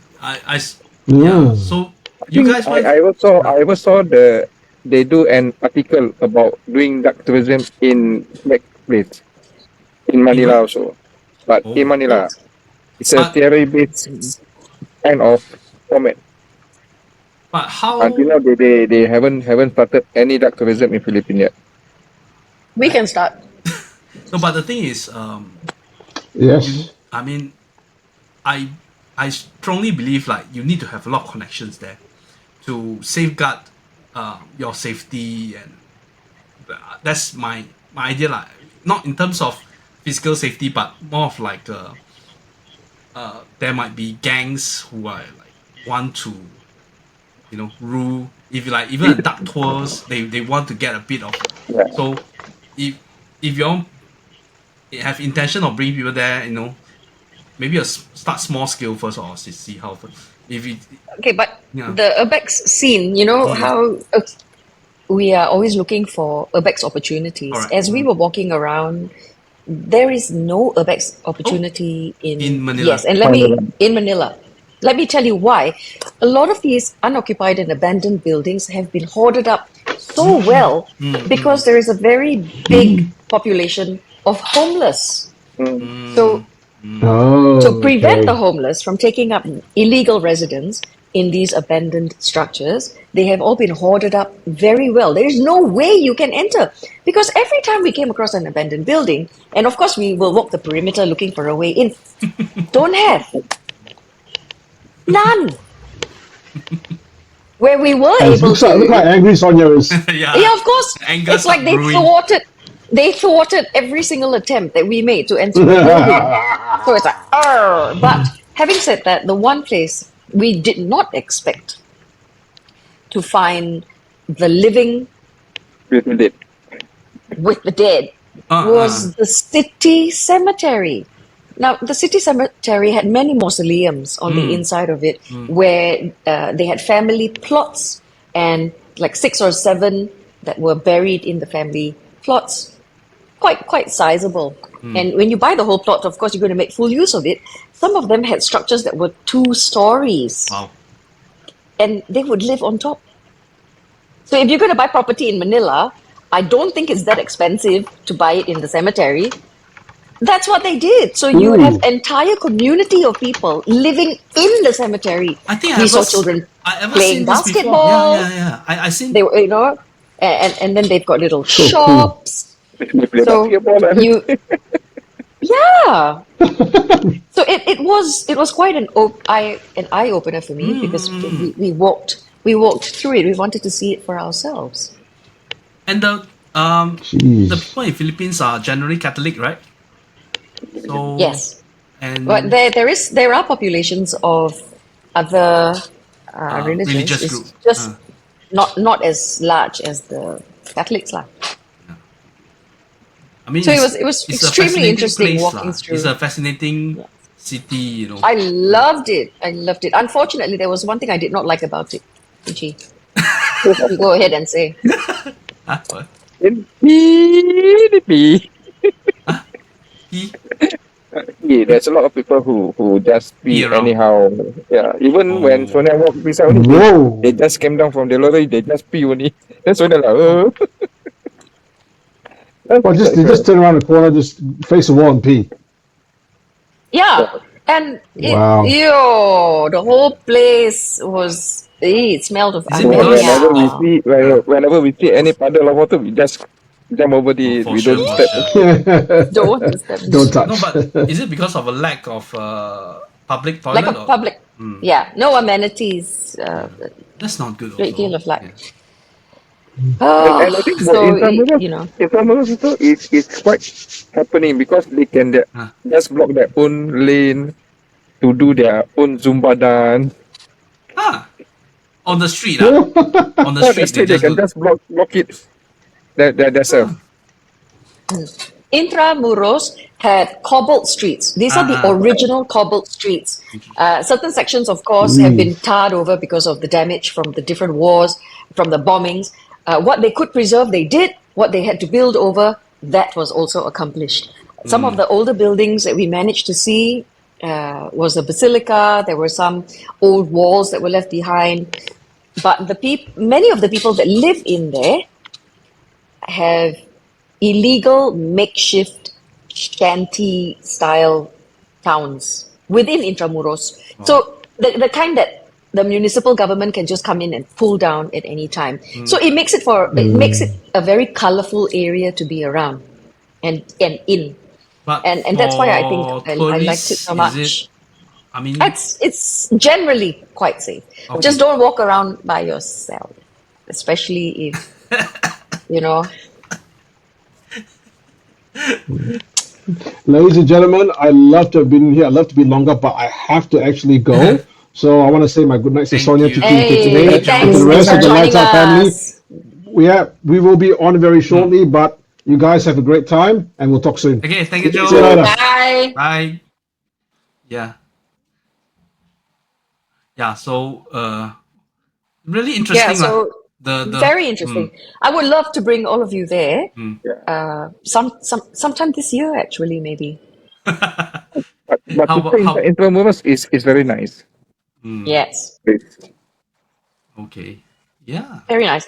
And it's completely different. Daytime, nighttime, the vibes are different. Totally different. And some of the ghost stories and some of the legends are of Japanese soldiers Oh. walking the streets. There have been people that have seen Uh, uh, apparitions uh. walking the streets on the cobbled streets. Japanese soldiers marching, and so these are the kinds of things that completely interest us, right? Yes. But you have And so we did walk opportunity around. to talk to locals, especially those who stay in the mausoleum and the cemetery. Like, No, yeah, not lah. not really, not But not you, really. I mean, when you go there, it's like part of a tour, or you just happen to chance upon. No, we just curate our own Mm. experiences. Like we knew what we wanted out of this recce because it's a recce trip. Yeah, correct. Anywhere you went to, it's like take note lah, take note. You know, can Yes. shortlist for a future urbex trip. Yeah, Yes. And it's not that expensive to yeah. go because the Filipino peso is one Sing dollar is about 40 to 42 Okay. Filipino peso, and the Average meal. general standard of living is quite low, depending on where you go and how clean you want it.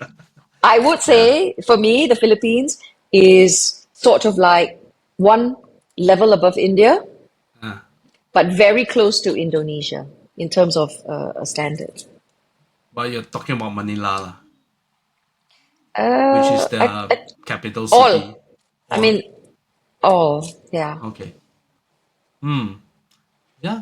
Gigi, how did you feel about Manila? Was it the first trip for Chichi as well to Manila? Okay. I mean, I So, think the urine part is all normal to me. Man. I mean, was it as bad in I India as didn't well? like it. Like So in people. India, what they do to discourage people from peeing in Ah, the walls is they have built many public toilets. that's yeah. Unfortunately, many of these public toilets are chained up and locked. I don't know Aiyo. why. Okay, So what's the that's point? one. But Yeah. yeah, then the second thing that they've done to discourage this nuisance behavior is they've painted gods, figures of gods Oh. and stuff, so that people wouldn't pee against those walls because it would be sacrilegious almost Alright. to do that, right? So But they force that kind of respect. But but it requires great change across society, a correct. mindset Yeah. shift. It Correct. hasn't it hasn't reached certain communities, I think, and also because there's a great lack. There's nowhere to go pee. If you don't enter a Yeah lah. restaurant I mean, or you don't go into a mall, then no facilities for correct. you are. Then what do I you want them to mean, do? I don't blame them. I'm just saying that yeah, it was very yucky and smelly. yeah. I mean, when you roam, do what the. I mean, I'm not asking us to No. to do it. Just that to tolerate the. Yeah. I mean, when you have to go, you have to go. Yeah, Yeah. but I would like to say that it was a very eye-opening experience, and then to be in a place that has so much colonial history and to witness what we did, and because we saw the bullet holes in the walls, and many of the fort walls still have the spaces, the dungeons, Yeah. you know, all those pieces. So it was Cannons. very interesting to see. Yeah, It's like some of the it's like armaments were still there. you have like these relics of war still in a modern city. Whereas like you look at Singapore, it's like just having what we evidently see is just on the books, on newspaper report. I mean, there's no anything physical as evidence No, of. like we have seen quite a lot things that are hidden from most. We have gone in search of and have usually found. So, but that's a different story. Yeah lah. But I mean, in the sense that this is a whole, how you call it? I would love I Inner would love to city. bring, Yeah, yes, more yeah. people to experience that. Interesting. Yeah, Yeah. yeah. Great. Thanks for So that was, sharing. Yeah, yeah. yeah. So it's been So, it's been quite an eventful last 2 months, December and and if I'm not wrong, January. this is one of your checklists, right? Your birthday checklist. Philippines. Yeah. Yeah. Just minus the So Minus the sheep. January, the wheelchair. check. Then Not 15 or 50. of 50. 50. 50. Then coming up, you are planning to go Pakistan. It's also another of your checklist, right? Yes. So yes, and then unfortunately, all of you are going to be roped in somehow, right? Because turning 50 is such a big deal for me that Yeah. I'm trying to I'm just going to accomplish cook a you mee mountain. sua, as I already said. Okay, then. Yeah. A mountain. I'm trying to get a mountain a month in. Yeah, that's what. Yeah. That's one. So And I also February, want you are planning to go February. Sarawak again? No, we're going back to the Philippines. Oh, February, Philippines. Yes. Apo's, what's the Mount mount? Apo. Mount Mount Apo Apo. in Davao. Yes. Okay. So that's one more. So then February also tick. And then in Cool. March, I'm headed to Mulu. I'm going back to That's Sarawak. Sarawak. Ah. Yes, Was that's in it Mulu. the one that you wanted to climb, that one? Yes, I wanted to Yeah. go while we were last in Sarawak, but Yeah. no, that's Santubong. Santubong is a Oh, different that's one. Santubong. But Okay. that's Santubong. But Mulu is the Mulu, one. the pinnacles. Uh, So I wanted to do that as well, but I didn't have enough time and nobody wanted to go with me. Unfortunately, Cici cannot make it for the March one. He's going to be, it's a very busy period at work yeah, for him. of course. Yeah.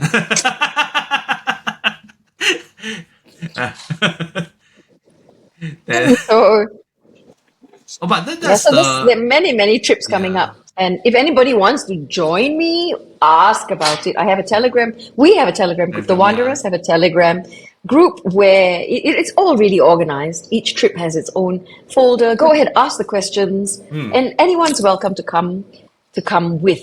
So celebrate this big year for me. This one, No, not just me. Swah. I will do for There's you. so much that I want to do. The yellow fragrant rice. I will do for you. No. Eggs. But I think it's shaping up to be quite spectacular, lah. The way that you set up. I mean, once a month but depends on But from what I see, it's all the very short kind of climb. So it's possible. Short, so more Yeah. people can come. I'm trying to plan them over the weekends and then over all the holidays over the year, so you don't have to take so much leave. Yeah. But hey, you see? Yeah. So yes, so there are plans and many plans. Pakistan has been pushed to October. Oh, okay. Yeah. Yes. So I'll see what I can slot in for. I'm thinking of Mount Agong in Bali in April. Ah, okay. Yeah. That'll be something interesting also. Well, Yes. we are nearing 2 hours, but this is, as I Yeah. mentioned, this is a bumper kind of episode. But before we go, let's do a short news segment because I think there's one that I think I want to not say share, just educate people. Give me a minute.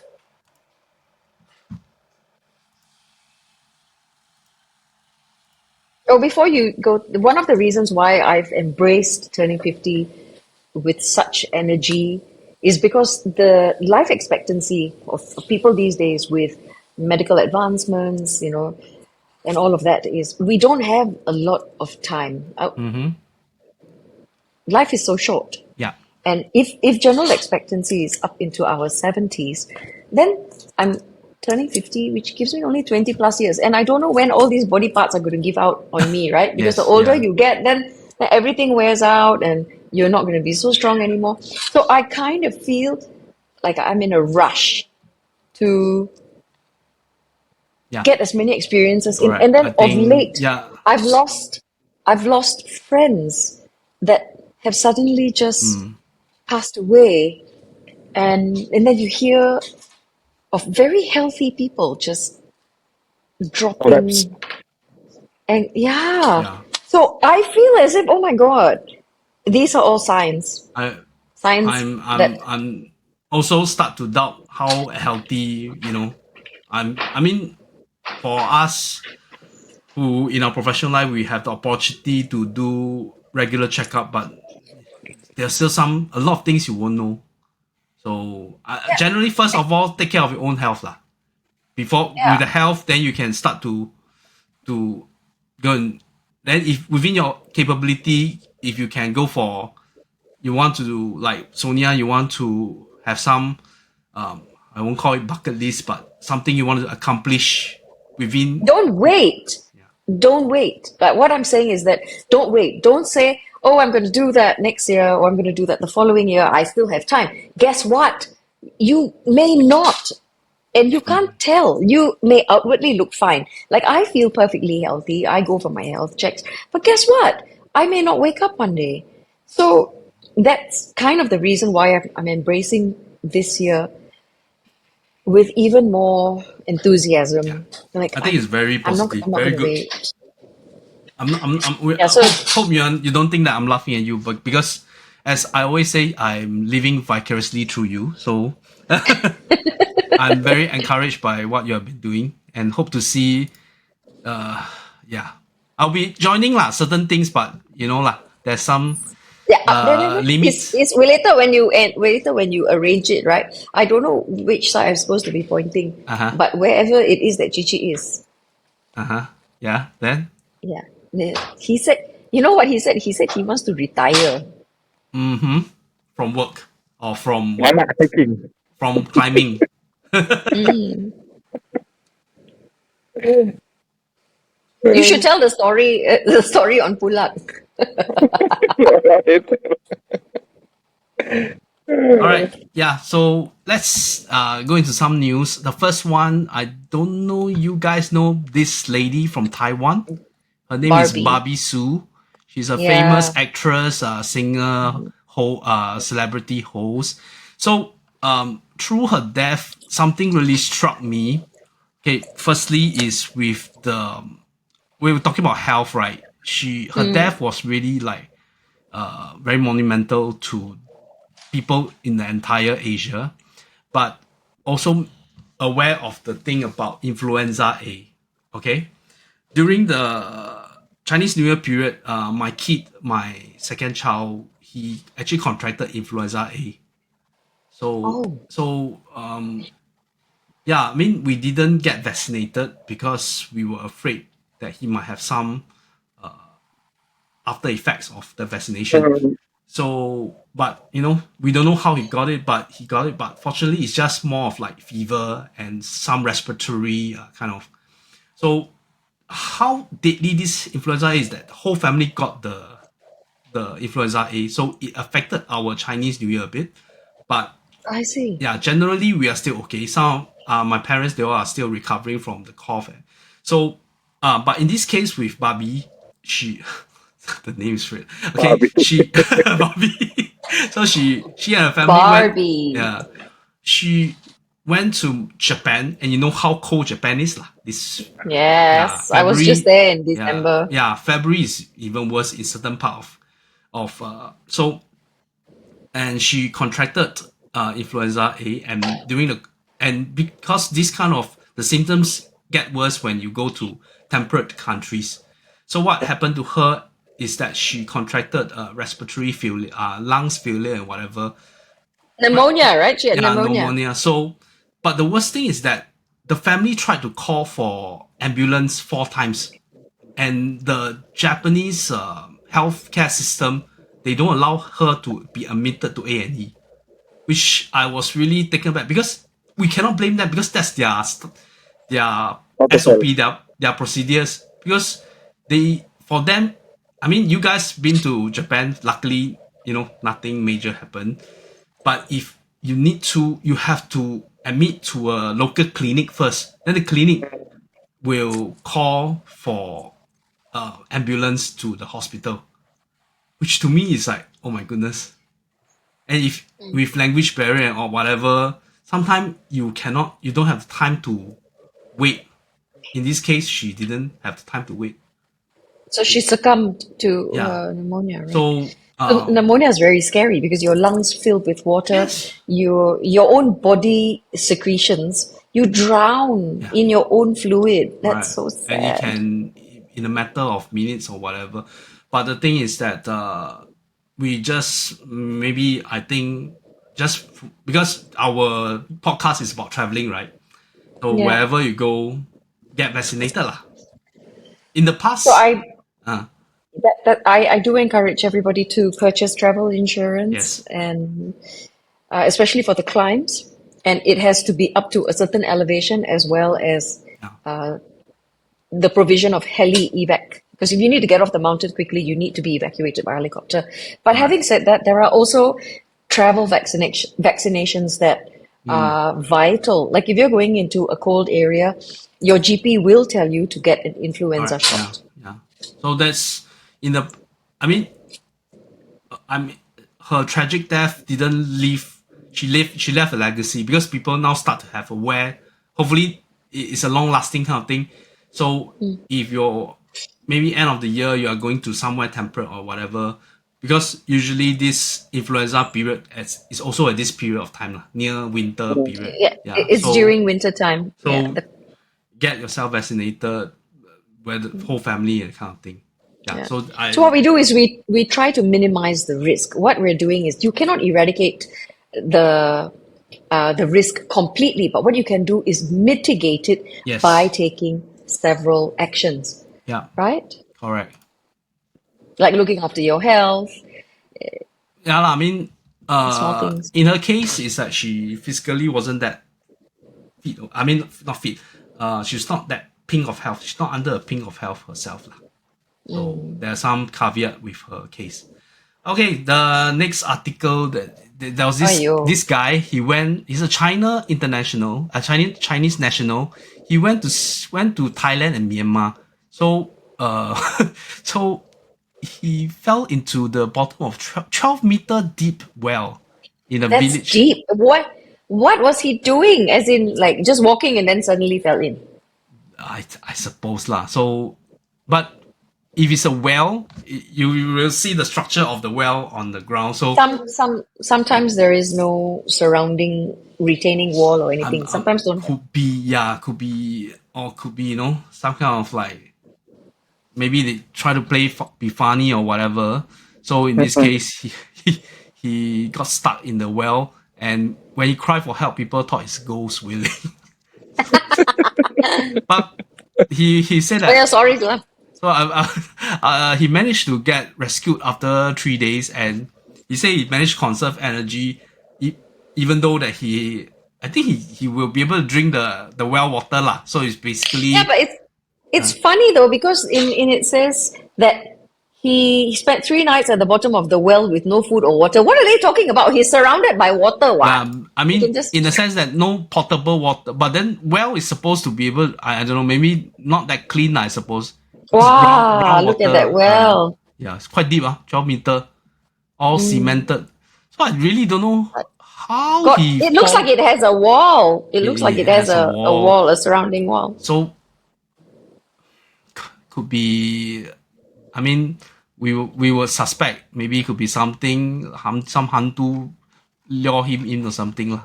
So this. Yeah, Yeah, because the hantu want to go on vacation, so they needed somebody else to make the wailing sounds. so this It was happened. him. This happened in December in 2024, just last month. Oh, I'm glad he's rescued and he's safe now. yeah, thank goodness. But I don't know you guys know that, but recently in Thailand and Vietnam and that part, Myanmar especially, a lot of Chinese national now traveling to Thailand. There are afraid that they are being kidnapped by scamming organization. Yeah. So there are People, big people scamming, trafficking, human trafficking. So there trafficking. are Yes. this big organization in Myanmar that they purposely scam people in China. So very scary lah. That's what I heard of. I didn't know about this until I heard it recently, and it's a legit. That targeting a lot of Chinese national.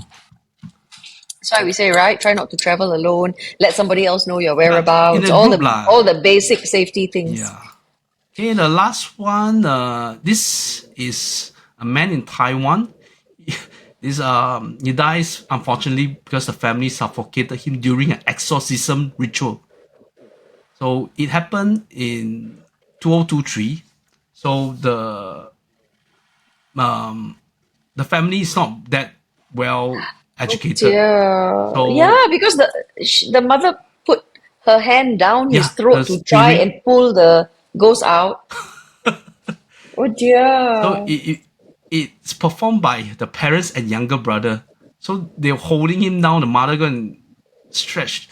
So of course, what do you think? The guy, the whole hand just go in. Then so what happened is that after a year, then the family got sentenced. I think in jail lah. But it's still sad lah because it's done by their own family. So the mother was sentenced to 3 years, 6 months. But it said that they might not be that mentally well. Sound, yeah. Yeah. I mean, it's so easy to blame afflictions on what you don't understand and what you can't see. To me, it's like such a scapegoat Yeah. thing. Something you So- cannot explain, then everything becomes about the hantu. Yeah. You know? So Yeah. it's like a lot of things you need to consult a lot of expert. Of course, from our side, it's like sometimes it's also good to have some religious help if for like a spiritual support more than anything else, right? Nothing too Yeah, extreme. for me, it's always going to be logic and science first, and then if we cannot explain any of these things away, then we go into Yeah. the other realm. But I wish more people would be willing to embrace that. It's like not everything has to be about the hantu. The boy could have been sick with something else. He could have had some sort of a disorder. He could Yeah. have had some sort of a mental affliction. But such an unfortunate Yeah. loss of life. Correct. And it's done by the family, and I think they believe what they have done is not wrong. So I don't know. Well, we've come to the end of the show. Thank you so much. Thank you to Joe. Thank you, Cici and Sonia for. So as we said, we have a Telegram group. We have events coming up, climbs, and so the Parabex will end the season in February. Then 2 months of the Yes. fasting, then Puasa, then we'll We got reconvene. training every Saturday. Yes, we have training. Even like after tomorrow, after this recording tomorrow, we will be going for a walk at Mandai area. Then they all Loka and friends have CrossFit exercise at not very sorry McPherson. McPherson. Yeah. So every Thursday Yes, evening. and that's every Thursday. So, we have a whole host of activities Yeah. and a whole host of events that have been lined up for the year. So, if you'd like to partake in any of them, just reach out to any one of us or Okay. join our Telegram group. Yeah, that's first and foremost where you get updated with all the events. If not, join Sonia and Cici on their social media handlers. Yeah. Okay, so at the end, don't be square. Get out there. Yeah. Get vaccinated. I can't. Cici. You can see me. Hey, you can't see me, but Me, I but can can see see you. you. Yeah, especially if you Mm, become the pocong. I want to know where he got the coconuts from. How come Yeah. suddenly got coconuts on? Got props. Got water. Is it still drinkable? Sonia? A favorite spot. Where's that? Oh. You all see, I'm back to using my halo. Yeah. So Sonia. Well, if you're not here with us, then join us next time as we get out. Good night, everybody. Good Happy night. Take Valentine. care. Thanks for joining us. Thank you.